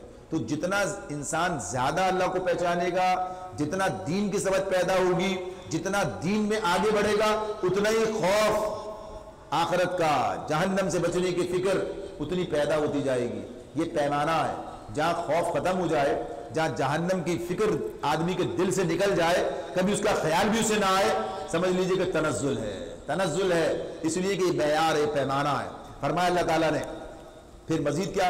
عام زندگی جو خرچ کرتے ہیں تو نہ فضول خرچی کرتے ہیں نہ بخل، یہ دونوں چیزیں عرب کے معاشرے میں موجود تھیں، بلکہ ان کا خرچ دونوں انتہاؤں کے درمیان اعتدال پر قائم رہتا، جو اللہ کے سوا کسی اور معبود کو نہیں پکارتے، اللہ کی حرام کی بھی کسی جان کو ناحق ہلاک نہیں کرتے، اور نہ زنا کے مرتکب ہوتے ہیں۔ یہ کام جو کوئی کرے وہ اپنے گناہ کا بدلہ پائے گا، قیامت کے روز اس کو مقرر عذاب دیا جائے گا، اور اسی میں وہ ہمیشہ ذلت کے ساتھ پڑا رہے گا، الا یہ کہ کوئی ان گناہوں کے بعد توبہ کر چکا ہو اور ایمان لا کر عمل صالح کرنے لگا ہو۔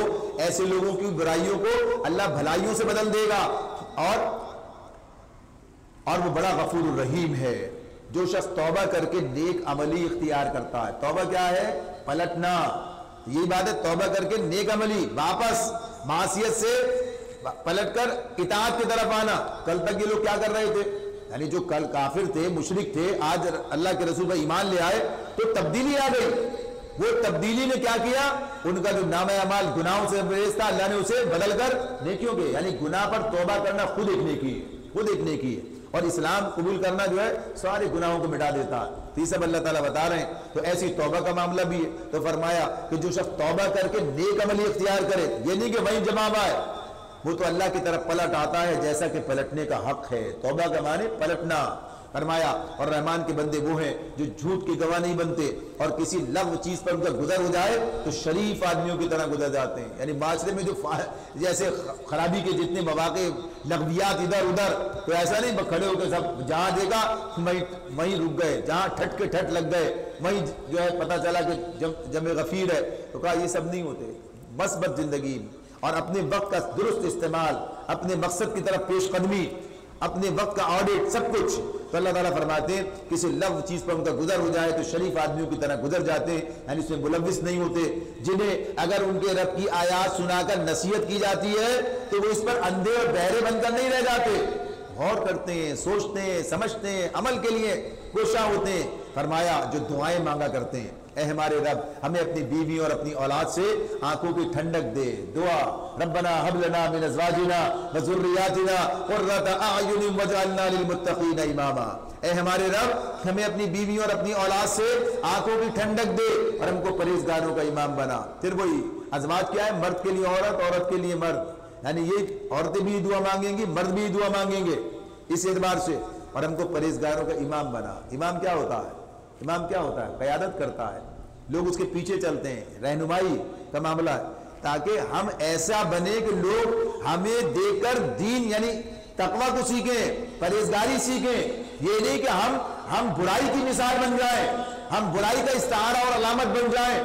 ہمارے تو باپ ہی ہمیشہ یہ کرتے تھے، ہم بھی وہی کرتے ہیں، نہیں، بلکہ دیکھ کے کہیں، اور یہ بات کہ ہم انہیں دیکھی اور تقوی کے راستے میں ان کی رہنمائی کریں، انہیں لے کے چلیں، ہمیں اللہ تعالیٰ اس بات کی توفیق۔ تو یہ پرہیزگاروں کے امام کی بات ہو رہی ہے، یہ کسی اور امامت کا معاملہ نہیں ہے، بلکہ یہ اس اعتبار سے بات ہے کہ ہم ان کے لیے ایک اچھی مثال بنیں، ایک تقوی کی مثال بنے، اور انہیں اپنے پیچھے لے کر یعنی اپنے ساتھ لے کر، یعنی اپنے ظاہر اولاد جو ہے اور خاندان جو ہے وہ ان کے پیچھے چلنے والے، تو وہ ان کے پیچھے اس کی امامت میں اس راستے پر آگے بڑھیں۔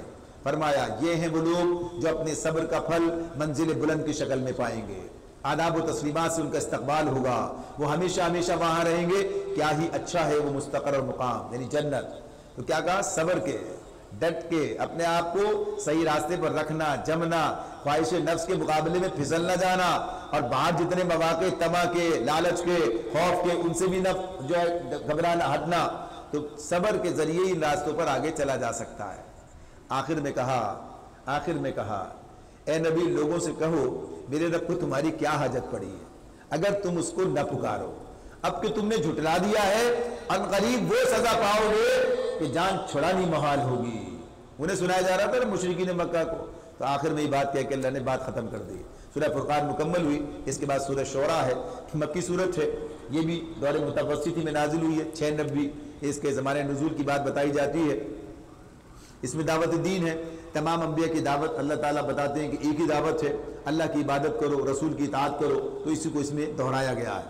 اللہ کے نام سے جو بے انتہا مہربان اور رحم فرمانے والا ہے۔ طاسیم میم، یہ کتاب مبین کی آیات ہیں۔ اے نبی شاید تم اس غم میں اپنی جان کھو دو گے کہ یہ لوگ ایمان نہیں لاتے، یہی بات پیچھے بھی سورہ کہف میں پڑھی تھی نا، وہاں بھی لعلک باخع نفسک الا یکونوا مؤمنین، تو یہ اللہ تعالیٰ کہہ رہے ہیں، ہمت دلاتے ہیں، بتاتے ہیں آپ کام کیے جائیے، آپ زیادہ فکر نہ کیجئے۔ فرمایا ہم چاہیں تو آسمان سے ایسی نشانی نازل کر سکتے ہیں کہ ان کی گردنیں اس کے آگے جھک جائیں، یعنی اگر اللہ چاہے تو کس کی مجال ہے کہ پھر ایمان لانے سے پیچھے رہ جائے۔ ان لوگوں کے پاس رحمان کی طرف سے جو نئی نصیحت بھی آتی ہے یہ اس سے منہ موڑ لیتے ہیں، اب کہ یہ جھٹلا چکے ہیں، ان قریب ان کو اس چیز کی حقیقت مختلف طریقوں سے معلوم ہو جائے گی جس کا یہ مذاق اڑاتے رہے ہیں۔ اور کیا انہوں نے کبھی زمین پر نگاہ نہیں ڈالی؟ ہم نے کتنی کثیر مقدار میں ہر طرح کی عمدہ نباتات اس میں پیدا کی ہیں، یقیناً اس میں ایک نشانی ہے، مگر ان میں سے اکثر ماننے والے نہیں۔ اور حقیقت یہ ہے کہ تیرا رب زبردست بھی ہے اور رحیم بھی۔ انہیں اس وقت کا قصہ سناؤ جبکہ تمہارے رب نے موسیٰ کو پکارا، ظالم قوم کے پاس جا، فرعون کی قوم کے پاس، کیا وہ نہیں ڈرتے؟ اس نے عرض کیا اے میرے رب مجھے خوف ہے کہ وہ مجھ کو جھٹلا دیں گے، میرا سینہ گھٹتا ہے اور میری زبان نہیں چلتی، آپ ہارون کی طرف رسالت بھیجیں، اور مجھ پر ان کے ہاں ایک جرم کا الزام بھی ہے، اس لیے میں ڈرتا ہوں کہ مجھے قتل کر دیں گے۔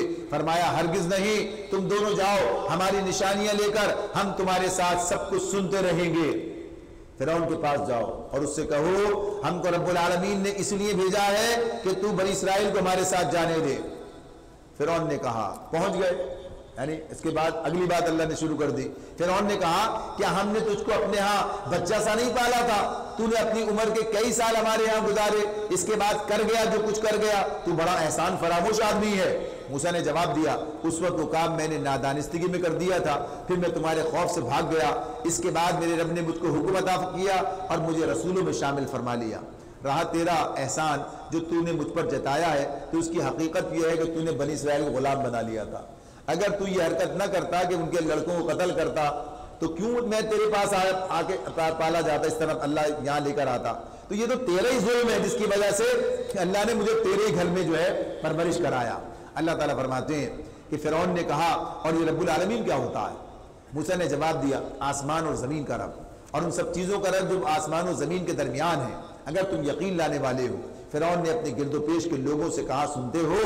موسیٰ نے کہا, تمہارا رب بھی اور تمہارے ان آباء و اجداد کا رب بھی جو گزر چکے ہیں. فرعون نے حاضرین سے کہا, تمہارے یہ رسول صاحب جو تمہاری طرف بھیجے گئے ہیں بالکل ہی پاگل معلوم ہوتے ہیں, یعنی مذاق میں بات اڑا رہا ہے, مذاق کر رہا ہے, ان کا استہزاء کر رہا ہے. تو اللہ تعالیٰ فرماتے ہیں موسیٰ علیہ السلام نے کہا, یعنی اس کے اس سے پریشان نہیں ہے, اپنی بات کہے جا رہے ہیں. موسیٰ علیہ السلام نے کہا, مشرق اور مغرب اور جو کچھ ان کے درمیان ہے سب کا رب, اگر آپ لوگ کچھ عقل رکھتے ہیں. اس نے یہ نہیں کہا کہ میں نہیں تم ہی پاگل ہوئے ہو, بلکہ کیا کہا, اگر آپ لوگ کچھ عقل رکھتے ہیں تو ان سب چیزوں کا رب. فرعون نے کہا, اگر تو نے میرے سوا کسی اور کو معبود مانا تو تجھے بھی ان لوگوں میں شامل کر دوں گا جو قید خانوں میں پڑے سڑ رہے ہیں. موسیٰ علیہ السلام نے کہا, اگرچہ میں لے آؤں تیرے سامنے ایک سری چیز بھی. فرعون نے کہا, اچھا تو لے آ اگر تو سچا ہے. اس کی زبان سے یہ بات نکلتے ہی موسیٰ علیہ السلام نے اپنا عصا پھینکا اور یکایک وہ ایک سری اژدہا تھا. پھر اس نے اپنا ہاتھ بغل سے کھینچا اور وہ سب دیکھنے والوں کے سامنے چمک رہا تھا. فرعون اپنے گرد و پیش کے سرداروں سے بولا, یہ شخص یقیناً ایک ماہر جادوگر ہے, چاہتا ہے کہ اپنے جادو کے زور سے تم کو تمہارے ملک سے نکال دے. بار بار بات ہے وہی, یعنی وہی سمجھتا تھا کہ اب یہ رسول ہے تو اب کیا ہوگا, اگر آ گئے تو پھر جانا پڑے گا, اقتدار ختم. اب بتاؤ تم کیا حکم دیتے ہو. فرعون نے اپنے لوگوں سے کہا, اب بتاؤ تم کیا حکم دیتے ہو. انہوں نے کہا, اسے اور اس کے بھائی کو روک لیجئے اور شہروں میں ہرکارے بھیج دیجئے کہ ہر سیانے جادوگر کو آپ کے پاس لے آئے. یعنی اگر جادو گئے تو جادو سے مقابلہ کر لیتے, کون سا بڑا مسئلہ ہے. لیکن مسئلہ تو یہ تھا کہ جادو تھا نہیں, یہ سمجھ رہا تھا وہ. لیکن بہرحال اب کیا کرے, تو اسی طرح تھا کہ چلو مقابلے میں بھی یہ کام کرتے ہیں. چنانچہ اللہ تعالیٰ فرماتے ہیں, چنانچہ ایک روز مقرر وقت پر جادوگر اکٹھے کر لیے گئے اور لوگوں سے کہا گیا, تم اجتماع میں چلو گے, شاید کہ ہم جادوگروں کے دین ہی پر رہ جائیں اگر وہ غالب رہے. جب جادوگر میدان میں آئے تو انہوں نے فرعون سے کہا, ہمیں انعام تو ملے گا اگر ہم غالب رہے. اس نے کہا, ہاں, اور تم تو اس وقت مقربین میں شامل ہو جاؤ گے, یعنی تمہارا تو درجہ بڑا ہو جائے گا. موسیٰ نے کہا, پھینکو جو تمہیں پھینکنا ہے. انہوں نے فوراً اپنی رسیاں اور لاٹیاں پھینک دی اور بولے, فرعون کے اقبال سے ہم ہی غالب رہیں گے. پھر موسیٰ نے اپنا عصا پھینکا تو یکایک وہ ان کے جھوٹے کرشمے کو ہڑپ کرتا چلا جا رہا تھا. اس پر سارے جادوگر بے اختیار سجدے میں گر پڑے اور بول اٹھے کہ مان گئے ہم رب العالمین کو, موسیٰ اور ہارون کے رب کو. فرعون نے کہا, تم موسیٰ کی بات مان گئے قبل اس کے کہ میں تمہیں اجازت دیتا. ضروری ہے تمہارا بڑا ہے جس نے تمہیں جادو سکھایا ہے. اچھا ابھی تمہیں معلوم ہوا جاتا ہے, میں تمہارے ہاتھ پاؤں مخالف سمتوں سے کٹواؤں گا اور تم سب کو سولی چڑھا دوں گا. انہوں نے جواب دیا, کچھ پرواہ نہیں, ہم اپنے رب کے حضور پہنچ جائیں گے اور ہمیں توقع ہے کہ ہمارا رب ہمارے گناہ معاف کر دے گا, کیونکہ سب سے پہلے ایمان لانے والے ہم ہیں. ہر جگہ تھوڑی سی تبدیلی کے ساتھ اللہ ان کی بات بتا رہے ہیں, یعنی یہ سب ان کے جذبات ہیں, یہ سب ان کی بات ہے جو وہ کہہ رہے ہیں. تو یہ بات اللہ تعالیٰ میں بتاتے ہیں کہ اس راستے پر چلنے والوں کے لیے اللہ نے یہ سب کچھ رکھا ہے. آزمائشیں بھی آتی ہیں اور پھر اللہ انہیں صبر و استقامت کے یہ اس کی بھی توفیق دیتا ہے. فرمایا, ہم نے موسیٰ کو وحی بھیجی کہ راتوں رات میرے بندوں کو لے کر نکل جاؤ, تمہارا پیچھا کیا جائے گا. اس پر فرعون نے فوجیں جمع کرنے کے لیے شہروں میں نقیب بھیج دیے اور کہلا بھیجا کہ یہ مٹھی بھر کچھ لوگ ہیں, انہوں نے ہم کو بہت ناراض کیا ہے اور ہم ایک ایسی جماعت ہے جس کا شیوا ہر وقت چوکنا رہنا ہے. اس طرح ہم انہیں ان کے باغوں اور چشموں اور خزانوں اور ان کے بہترین قیام گاہوں سے نکالنا ہے. ان کے پیچھے سب کو بلا لیا اس نے, آ جاؤ سب ان کے پیچھے چلنا ہے. سب نکل آئے. اللہ کہتے ہیں ہم نے ان سب کو نکلوا لیا. یہ تو ہوا ان کے ساتھ, اور دوسری طرف بنی اسرائیل کو ہم نے ان سب چیزوں کا وارث کر دیا. آگے صبح ہوتے ہی لوگ ان کے تعاقب میں چل پڑے. جب دونوں گروہوں کا آمنا سامنا ہوا, یعنی دریا کے کنارے پہنچ کر, ادھر آگے دریا پیچھے فرعون کا لشکر, تو جب آمنا سامنا ہوا تو موسیٰ کے ساتھی چیخ اٹھے, ہم تو پکڑے گئے. موسیٰ نے کہا, ہرگز نہیں, میرے ساتھ میرا رب ہے, وہ ضرور میری رہنمائی فرمائے گا. ہم نے موسیٰ کو وحی کے ذریعے سے حکم دیا, مار اپنا عصا سمندر پر. یکایک سمندر پھٹ گیا اور اس کا ہر ٹکڑا ایک عظیم الشان پہاڑ کی طرح ہو گیا, یعنی درمیان میں سوکھی سڑک, آگے دونوں طرف کھڑا ہو گیا. اسی جگہ ہم دوسرے گروہ کو بھی قریب لے آئے، موسیٰ اور ان سب لوگوں کو جس کے ساتھ تھے ہم نے بچا لیا اور دوسروں کو غرق کر دیا، وہی سب کے سامنے۔ اللہ تعالیٰ فرماتے ہیں اس واقعے میں ایک نشانی ہے، مگر ان لوگوں میں سے اکثر ماننے والے نہیں ہیں، اور حقیقت یہ ہے کہ تیرا رب زبردست بھی ہے اور رحیم بھی، یعنی کیسے بچاتا ہے اور کیسے سزا دیتا ہے سب تمہارے سامنے ہے۔ اور انہیں ابراہیم کا قصہ سناؤ، جبکہ اس نے اپنے باپ اور اپنی قوم سے پوچھا تھا یہ کیا چیزیں ہیں جن کو تم پوچھتے ہو؟ انہوں نے جواب دیا کچھ بت ہیں جن کی ہم پوجا کرتے ہیں اور انہی کی سیوا میں لگے رہتے ہیں۔ اس نے پوچھا کیا یہ تمہاری سنتے ہیں جب تم انہیں پکارتے ہو، یا یہ تمہیں کچھ نفع و نقصان پہنچاتے ہیں؟ انہوں نے جواب دیا نہیں، بلکہ ہم نے اپنے باپ دادوں کو ایسا ہی کرتے پایا ہے۔ اس پر ابراہیم نے کہا کبھی تم نے آنکھیں کھول کر اس چیز کو دیکھا بھی جن کی بندگی تم اور تمہارے پچھلے باپ دادا کرتے چلے آ رہے ہو؟ میرے تو یہ سب دشمن ہیں بجز ایک رب العالمین کے جس نے مجھے پیدا کیا۔ اب رب العالمین کی تعریف دیکھیے کیا ہے رب العالمین کی؟ رب کون ہے؟ الذی خلقنی فہو یہدین، رب وہ ہے جس نے مجھے پیدا کیا پھر وہی میری رہنمائی فرماتا ہے، یعنی زندگی کیسے گزاری جائے یہ بتاتا ہے۔ والذی هو یطعمنی ویسقین، وہی رب کون ہے جو مجھے کھلاتا اور پلاتا ہے۔ وَإِذَا مَرِضْتُ فَهُوَ يَشْفِينِ، جب بیمار ہو جاتا ہوں تو وہی مجھے شفا دیتا ہے۔ وَالَّذِي يُمِيتُنِي ثُمَّ يُحْيِينِ، جو مجھے موت دے گا اور پھر دوبارہ مجھ کو زندگی بخشے گا۔ وَالَّذِي أَطْمَعُ أَن يَغْفِرَ لِي خَطِيئَتِي يَوْمَ الدِّينِ، یعنی رب کون ہے؟ وہ جس سے میں امید رکھتا ہوں کہ روز جزا میں وہ میری خطائیں معاف کر دے گا۔ یہ ہوتا ہے رب۔ اب بتاؤ یہ ان میں سے کون سا کام کرتے ہیں یہ جنہیں تم نے رب بنا رکھا؟ تو رب کی تعریف یہ بیان کی سورہ شورى میں اس مقام پر کہ رب یہ ہے جو یہ سارے کام کرتا ہے، تو یہ اللہ ہی کرتا ہے۔ اس کے بعد ابراہیم نے دعا کی کہ اے میرے رب مجھے حکم عطا کر اور مجھ کو صالحوں کے ساتھ ملا، اور بعد کے آنے والوں میں مجھ کو سچی ناموری عطا کر اور مجھے جنت نعیم کے وارثوں میں شامل فرما، اور میرے باپ کو معاف کر دے کہ بے شک وہ گمراہ لوگوں میں سے ہے، اور مجھے اس دن رسوا نہ کرنا جبکہ سب لوگ زندہ کر کے اٹھائے جائیں گے، جس دن نہ مال کوئی فائدہ دے گا نہ اولاد، بجز اس کے کہ کوئی شخص قلب سلیم لیے ہوئے اللہ کے حضور حاضر ہو۔ کیا کہا؟ الا من اتى اللہ بقلب سلیم۔ قلب سلیم کیا ہوتا ہے؟ قلب منیب بھی آتا ہے، قلب سلیم بھی۔ قلب سلیم کیا ہے؟ ایسا دل جو کفر و شرک، نافرمانی اور فسق و فجور سے پاک ہو، سلامت، جو سلامت ہے، ایسا دل جو کفر و شرک، نافرمانی اور فسق و فجور سے پاک ہو، یہ ہے قلب سلیم۔ یہی ہمارا ہونا چاہیے، یہی تو اللہ تعالیٰ فرماتے ہیں کہ اس دن وہی فائدہ اٹھائے گا جو قلب سلیم لیے ہوئے اللہ کے حضور حاضر ہو۔ فرمایا اس روز جنت پرہیزگاروں کے قریب لے آئی جائے گی اور دوزخ بہکے ہوئے لوگوں کے سامنے کھول دی جائے گی، اور ان سے پوچھا جائے گا کہ اب کہاں ہیں وہ جن کی تم اللہ کو چھوڑ کر عبادت کرتے تھے؟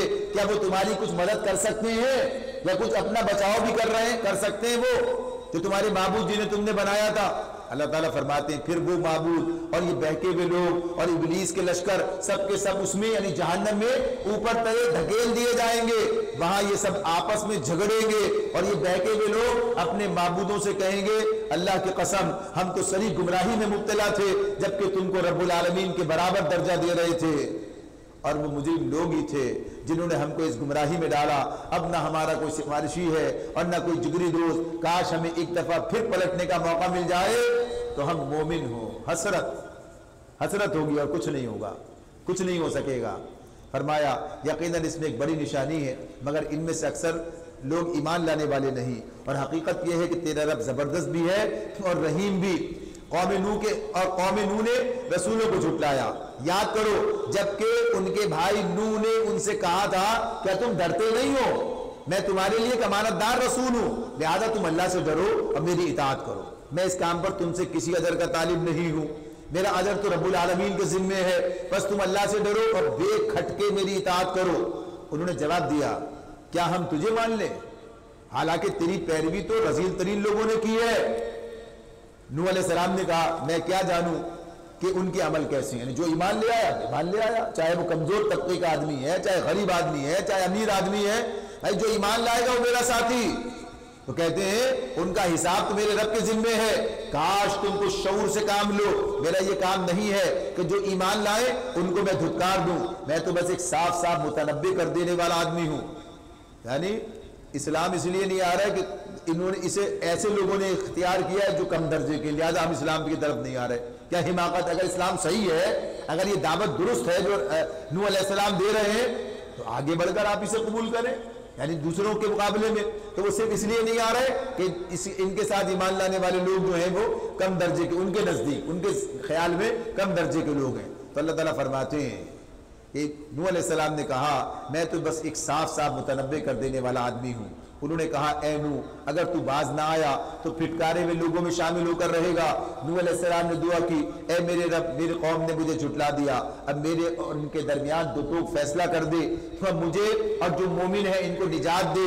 آخرکار ہم نے اس کو اور اس کے ساتھیوں کو ایک بھری ہوئی کشتی میں بچا لیا اور اس کے بعد باقی لوگوں کو غرق کر دیا. یقیناً اس میں ایک نشانی ہے، مگر ان میں سے اکثر لوگ ماننے والے نہیں ہیں. اور حقیقت یہ ہے کہ تیرا رب زبردست بھی ہے اور رحیم بھی. یہ دو جملے بار بار آ رہے ہیں. تو کن لوگوں کے لیے نشانی؟ جنہیں سنایا جا رہا تھا کہ دیکھو جو تم کر رہے ہیں وہ پچھلوں نے کیا تھا تو یہ انجام ہوا، سوچو غور کرو. آگے فرمایا عاد نے رسولوں کو جھٹلایا. یاد کرو جبکہ ان کے بھائی ہود نے ان سے کہا تھا کیا تم ڈرتے نہیں؟ میں تمہارے لیے ایک امانت دار رسول ہوں، لہذا تم اللہ سے ڈرو اور میری اطاعت کرو. سب کا ایک ہی دعوت سب کی تھی. کہتے ہیں میں اس کام پر تم سے کسی اجر کا طالب نہیں ہوں، میرا اجر تو رب العالمین کے ذمے. یہی کام بات انہوں نے کہی، یہ ہر ایک یہی کہتا ہے. اللہ تعالیٰ فرماتے ہیں انہوں نے کہا، یعنی ہود علیہ السلام نے کہا کہ تمہارا کیا حال ہے کہ ہر اونچے مقام پر لا حاصل ایک یادگار عمارت بنا ڈالتے ہو اور بڑے بڑے قصر تعمیر کرتے ہو، گویا تمہیں ہمیشہ یہی رہنا ہے. دنیا کے تعمیر پرستی میں اس کے اندر اس طرح مصروف ہو. تو یہ جو بڑے بڑے ان کی غلطیاں خامیاں ان پر متوجہ کرنا ہوتا ہے، یعنی شرک پر تنقید اور اس کے بعد یہ بات. تو کہتے ہیں اور جب کسی پر ہاتھ ڈالتے ہو جبار بن کے ڈالتے ہو، بس تم لوگ اللہ سے ڈرو اور میری اطاعت کرو. ڈرو اس سے جس نے وہ کچھ تمہیں دیا ہے جو تم جانتے ہو، تمہیں جانور دیے، اولادیں دی، باغ دیے، چشمے دیے. مجھے تمہارے حق میں ایک بڑے دن کے عذاب کا ڈر ہے. انہوں نے جواب دیا تو نصیحت کر یا نہ کر، ہمارے لیے سب یکساں ہیں، یعنی ہم نہیں مان کے دیں گے. کہتے ہیں یہ باتیں تو یوں ہی ہوتی چلی آئی ہیں اور ہم عذاب میں مبتلا ہونے والے نہیں ہیں. آخرکار انہوں نے اسے جھٹلا دیا اور ہم نے ان کو ہلاک کر دیا.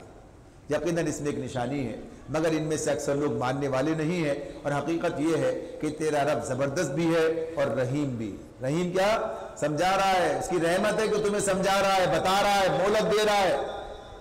آگے فرمایا سمود نے رسولوں کو جھٹلایا. یاد کرو جبکہ ان کے بھائی صالح نے ان سے کہا کیا تم ڈرتے نہیں؟ میں تمہارے لیے ایک امانت دار رسول ہوں، لہذا تم اللہ سے ڈرو تو میری اطاعت کرو. میں اس کام پر تم سے کسی اجر کا طالب نہیں، میرا اجر تو رب العالمین کے ذمے ہے.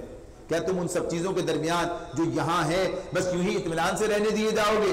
ان باغوں اور چشموں میں، ان کھیتوں اور نخلستانوں میں جن کے خوشے رس بھرے ہیں، اور تم پہاڑ کھود کھود کر فخریہ ان میں عمارتیں بناتے ہو. اللہ سے ڈرو اور میری اطاعت کرو. ان بے لگام لوگوں کی اطاعت نہ کرو جو زمین میں فساد برپا کرتے ہیں اور کوئی اصلاح نہیں کرتے. ان کی اطاعت مت کرو. انہوں نے جواب دیا. کیا جواب دیا؟ تو محض ایک سحر زدہ آدمی ہے. وہی جو سارے دیتے چلے آئے اور پھر وہی انجام بھی ہوا. تو کہتے ہیں تو محض ایک سحر زدہ آدمی ہے، تو ہم جیسے ایک انسان کے سوا اور کیا ہے؟ لا کوئی نشانی اگر تو سچا ہے.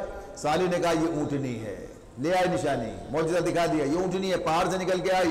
یہ اونٹنی ہے، ایک دن اس کے پینے کا ہے اور ایک دن تم سب کے پانی لینے کا. اس کو ہرگز نہ چھیڑنا ورنہ ایک بڑے دن کا عذاب تم کو آ لے گا. مگر انہوں نے اس کی کوچیں کاٹ دی اور آخرکار پچھتاتے رہ گئے. عذاب نے انہیں آ لیا. یقیناً اس میں ایک نشانی ہے، مگر ان میں سے اکثر ماننے والے نہیں. اور حقیقت یہ ہے کہ تیرا رب زبردست بھی ہے اور رحیم بھی. لوط کی قوم نے رسولوں کو جھٹلایا. یاد کرو جبکہ ان کے بھائی لوط نے ان سے کہا کیا تم ڈرتے نہیں؟ میں تمہارے لیے ایک امانت دار رسول ہوں، لہذا تم اللہ سے ڈرو اور میری اطاعت کرو. میں اس کام پر تم سے کسی اجر کا طالب نہیں ہوں، میرا اجر تو رب العالمین کے ذمے ہے. کیا تم دنیا کی مخلوق میں سے مردوں کے پاس جاتے ہو اور تمہاری بیویوں میں تمہارے رب نے تمہارے لیے جو کچھ پیدا کیا ہے اسے چھوڑ دیتے ہو؟ بلکہ تم لوگ تو حد سے ہی گزر گئے ہو. انہوں نے کہا اے لوط اگر تو ان باتوں سے باز نہ آیا تو جو لوگ ہماری بستیوں سے نکالے گئے ہیں ان میں تو بھی شامل ہو رہے گا. اس نے کہا تمہارے کرتوتوں پر جو لوگ کڑ رہے ہیں میں ان میں شامل ہوں. اے پروردگار مجھے اور میرے اہل و عیال کو ان کی بدکرداریوں سے نجات دے۔ آخرکار ہم نے اسے اور اس کے سب اہل و عیال کو بچا لیا، بجز ایک بڑھیا کے جو پیچھے رہ جانے والوں میں سے تھی، عجوزن فی الغابرین، ایک بڑھیا کے جو پیچھے رہ جانے والوں میں سے تھی، ان کی بیوی۔ فرمایا پھر باقی ماندہ لوگوں کو ہم نے تباہ کر دیا اور ان پر برسائی ایک برسات، بڑی ہی بری بارش تھی جو ان ڈرائے جانے والوں پر نازل ہوئی، یعنی پتھروں کی بارش۔ فرمایا یقیناً اس میں ایک نشانی ہے مگر ان میں سے اکثر ماننے والے نہیں، اور حقیقت یہ ہے کہ تیرا رب زبردست بھی ہے اور رحیم بھی۔ اصحاب الایکہ نے رسولوں کو جھٹلایا۔ یاد کرو جبکہ شعیب نے ان سے کہا تھا کیا تم ڈرتے نہیں، میں تمہارے لیے ایک امانت دار رسول ہوں، لہذا تم اللہ سے ڈرو، میری اطاعت قبول کرو، میں اس کام پر تم سے کسی اجر کا طالب نہیں، میرا اجر تو رب العالمین کے ذمے ہے۔ پیمانے ٹھیک بھرو، کسی کو گھاٹا نہ دو، صحیح ترازو سے تولو اور لوگوں کو ان کی چیزیں کم نہ دو، زمین میں فساد نہ پھیلاتے پھرو، اور اس ذات کا خوف کرو جس نے تمہیں اور گزشتہ نسلوں کو پیدا کیا ہے۔ انہوں نے بھی وہی کہا جو پچھلوں نے کہا تھا، کیا؟ انہوں نے کہا تو محض ایک سحر زدہ آدمی ہے اور تو کچھ نہیں ہے مگر ایک انسان ہمیں جیسا۔ سحر زدہ یعنی جادو جس پر ہو گیا ہو ایسا، یعنی رسول اس طریقے سے اپنا کام کرتے ہیں، لوگ کہتے ہیں پاگل ہو گئے، معاذ اللہ معاذ اللہ، یعنی اس طرح سے انہیں شاید جنون لاحق ہو گیا ہے، شاید ان کے اوپر کوئی جادو کسی نے کر دیا ہے، یعنی ان کے کام کو، ان کی کوشش کو، ان کی باتوں کو دیکھ کر اس طرح سے یہ بےہودگی کی باتیں کرتے ہیں۔ تو اللہ تعالیٰ فرما رہے ہیں کہ یہ سب یہی کہتے ہیں کہ تو محض ایک سحر زدہ آدمی ہے اور تو کچھ نہیں مگر ایک انسان ہم ہی جیسا، اور ہم تو تجھے بالکل جھوٹا سمجھتے ہیں، اگر تو سچا ہے تو ہم پر آسمان کا کوئی ٹکڑا گرا دے۔ شعیب علیہ السلام نے کہا میرا رب جانتا ہے جو کچھ تم کر رہے ہو۔ انہوں نے اسے جھٹلا دیا۔ آخرکار چھتری والے دن کا عذاب ان پر آ گیا اور بڑے ہی خوفناک دن کا عذاب تھا۔ یقیناً اس میں ایک نشانی ہے مگر ان میں سے اکثر ماننے والے نہیں ہیں، اور حقیقت یہ ہے کہ تیرا رب زبردست بھی ہے اور رحیم بھی۔ یہ رب العالمین کی نازل کردہ چیز ہے، یہ یعنی قرآن مجید یہ رب العالمین کی نازل کردہ چیز ہے، اسے لے کر تیرے دل پر امانت دار روح اتری ہے تاکہ تو ان لوگوں میں شامل ہو جو اللہ کی طرف سے خلق خدا کو متنبع کرنے والے ہیں، صاف صاف عربی زبان میں، اور اگلے لوگوں کی کتابوں میں بھی یہ موجود ہے۔ کیا ان اہل مکہ کے لیے یہ کوئی نشانی نہیں ہے کہ اسے علماء بنی اسرائیل بھی جانتے ہیں؟ لیکن ان کی ہٹ درمی کا حال تو یہ ہے کہ اگر ہم اسے کسی عجمی پر بھی نازل کر دیتے اور یہ فصیح عربی کلام وہ ان کو پڑھ کر سناتا تب بھی یہ مان کر نہ دیتے۔ اسی طرح ہم نے اس ذکر کو مجرموں کے دلوں میں گزارا ہے، وہ اس پر ایمان نہیں لاتے جب تک کہ عذاب علیم نہ دیکھ لیں، پھر جب وہ بے خبری میں یعنی عذاب جب بے خبری میں ان پر آ پڑتا ہے اس وقت وہ کہتے ہیں کیا اب ہمیں کچھ مہلت مل سکتی ہے؟ جب عذاب آ جائے تو کوئی مہلت نہیں ملتی۔ فرمایا اللہ تعالیٰ کہہ رہے تو کیا یہ لوگ ہمارے عذاب کے لیے جلدی مچا رہے ہیں؟ کیا تم نے کچھ غور کیا اگر ہم انہیں برسوں تک عیش کرنے کی مہلت بھی دے دیں پھر وہی چیز ان پر آ جائے جس سے انہیں ڈرایا جا رہا ہے تو وہ سامان زیست جو ان کو ملا ہوا ہے ان کے کس کام آئے گا؟ دیکھو ہم نے کبھی کسی بستی کو اس کے بغیر ہلاک نہیں کیا کہ اس کے لیے خبردار کرنے والے حق نصیحت ادا کرنے کو موجود تھے اور ہم ظالم نہ تھے، یعنی رسولوں کے ذریعے لوگوں کو خبردار کیا، یعنی اللہ تعالیٰ نے جیسے اب محمد صلی اللہ علیہ وسلم ان کو خبردار کر رہے تھے۔ اللہ تعالیٰ فرماتے ہیں اس کتاب مبین کو شیاطین لے کر نہیں اترے ہیں، نہ یہ کام ان کو سجتا ہے اور نہ وہ ایسا کر ہی سکتے ہیں، وہ تو اس کی سماعت سے دور رکھے گئے ہیں۔ یہ لوگ کہتے تھے کہ اسے کوئی جو ہے انہیں کاہن ہے، جن سناتا ہے، تو اللہ تعالیٰ فرما رہے ہیں بس اے نبی اللہ کے ساتھ کسی دوسرے معبود کو نہ پکارو ورنہ تم بھی سزا پانے والوں میں شامل ہو جاؤ گے۔ اپنے قریب ترین رشتہ داروں کو ڈراؤ اور ایمان لانے والے لوگوں میں سے جو لوگ تمہاری پیروی اختیار کریں ان کے ساتھ تواضع سے پیش آؤ۔ تو یہ جو اس آیت میں بات ہوئی ہے وَأَنذِرْ عَشِيرَتَكَ الْأَقْرَبِينَ، نبی صلی اللہ علیہ وسلم نے بلایا، پکارا، یا بنی عبد المطلب، یا عباس، یا صفیہ انت رسول اللہ، یا فاطمہ بنت محمد، اپنے آپ کو آنکھ سے بچاؤ، کل میں تمہارے کسی کام نہیں آؤں گا، دنیا میں مجھ سے جو چاہو مانگو۔ یعنی آپ نے قریبی عزیزوں کو خبردار کیا، بتایا، اور پھر وہ بات الگ سے آتی ہے کہ جو دعوت کی وہ بھی اپنی جگہ پر، تو اس طرح سے یہ بتایا کہ قریبی لوگوں کو ڈرانا یہ بھی ایک کام ہے، اور ہاں کے پکارے بھی کہنا۔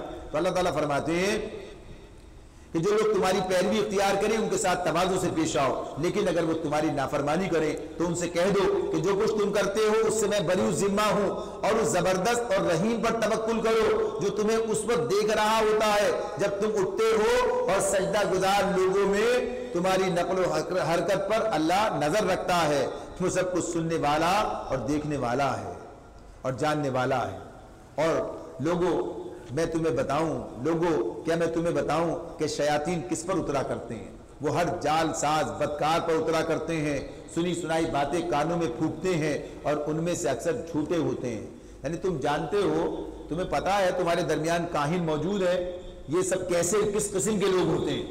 نبی کرم صلی اللہ علیہ وسلم جیسا نفیس آدمی اور اتنی شاندار بہترین باتیں ان کے سامنے رکھنے والا، وہ دیکھتے تھے اور پہچانتے تھے، مگر کیا کریں کہ ماننا نہیں چاہتے تھے تو کوئی الزام تو لگائیں، کیا کریں؟ آپس میں ان کی باتیں ابھی ہم پڑھیں گے، سورہ دار آئے گی آخر میں، اور سورہ مرسلات اور سب، اس میں اللہ نے ان کے سورہ مدثر میں ان کا نقشہ کھینچا ہے کہ کیسے وہ کیا الزام لگائیں، سمجھ میں نہیں آتا تھا۔ تو اسی اعتبار سے آخر میں سورہ شورا مکمل ہو رہی ہے، اللہ تعالیٰ فرماتے ہیں رہے شورا، تو کبھی آپ کو شاعر کہتے، کبھی ساحر کہتے، کبھی کاہن کہتے، تو کہاں رہے شورا، تو ان کے پیچھے بہکے ہوئے لوگ چلا کرتے ہیں۔ کیا تم دیکھتے نہیں ہو کہ وہ ہر وادی میں بھٹکتے ہیں اور ایسی باتیں کہتے ہیں جو کرتے نہیں ہیں؟ عام طور پر شورا کیا ان کا معاملہ، شاعروں کیا ہوتا ہے؟ صرف باتیں کرتے ہیں، عمل کے میدان میں پیچھے ہوتے ہیں، یہ ان کا معاملہ ہوتا ہے۔ تو اللہ تعالیٰ بتاتے ہیں نبی صلی اللہ علیہ وسلم کو دیکھو، ان کے کام دیکھو، ان کے زبردست جو کام جو کر رہے ہیں، جو نبوت کا۔ پھر فرمایا شورا میں بھی سب ایک جیسے نہیں ہوتے، الگ کیا، کچھ اچھے بھی ہوتے ہیں۔ تو فرمایا بجز ان لوگوں کے، شورا میں بجز ان لوگوں کے جو ایمان لائے اور جنہوں نے نیک عمل کیے اور اللہ کو کثرت سے یاد کیا، اور جب ان پر ظلم کیا گیا تو صرف بدلہ لے لیا۔ یعنی صاحب عمل لوگ ہوتے ہیں، ایسے بھی ہوتے ہیں، یعنی سب ایک جیسے نہیں ہوتے ہیں۔ اور ظلم کرنے والوں کو عنقریب معلوم ہو جائے گا کہ وہ کس انجام سے دوچار ہوتے ہیں۔ اس پر سورہ شورا مکمل ہو جاتی ہے، اور اس کے بعد سورہ نمل ہے، انشاءاللہ تعالیٰ اس کا آغاز کل کریں گے۔ اللہ تعالیٰ میں سمجھنے اور عمل کرنے کی توفیق عطا فرمائے۔ وآخر دعوانا ان الحمد للہ رب العالمین۔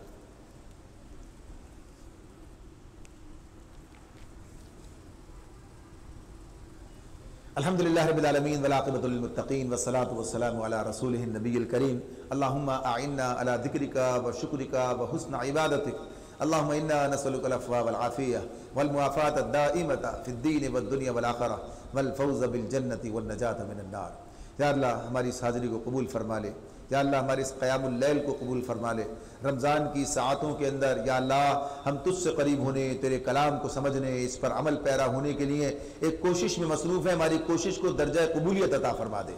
یا اللہ اس کو ہمارے لیے ذریعہ نجات بنا دے، ہمیں اپنے کام کے انجام دہی کے لیے یا اللہ اس کو ایک ذریعہ بنا دے۔ یا اللہ ہم سب کی مدد فرما، بہترین علم سے ہمیں نواز دے، ہمارے علم میں اضافہ فرما، ہمارے عمل میں یا اللہ عمل صالح کے اندر یا اللہ ہمیں آگے بڑھا دے۔ یا اللہ ہم سے وہ عمل کرا جس سے تو راضی ہو جائے، ہم سب پر رحم فرما دے، کرم فرما دے، فضل فرما دے۔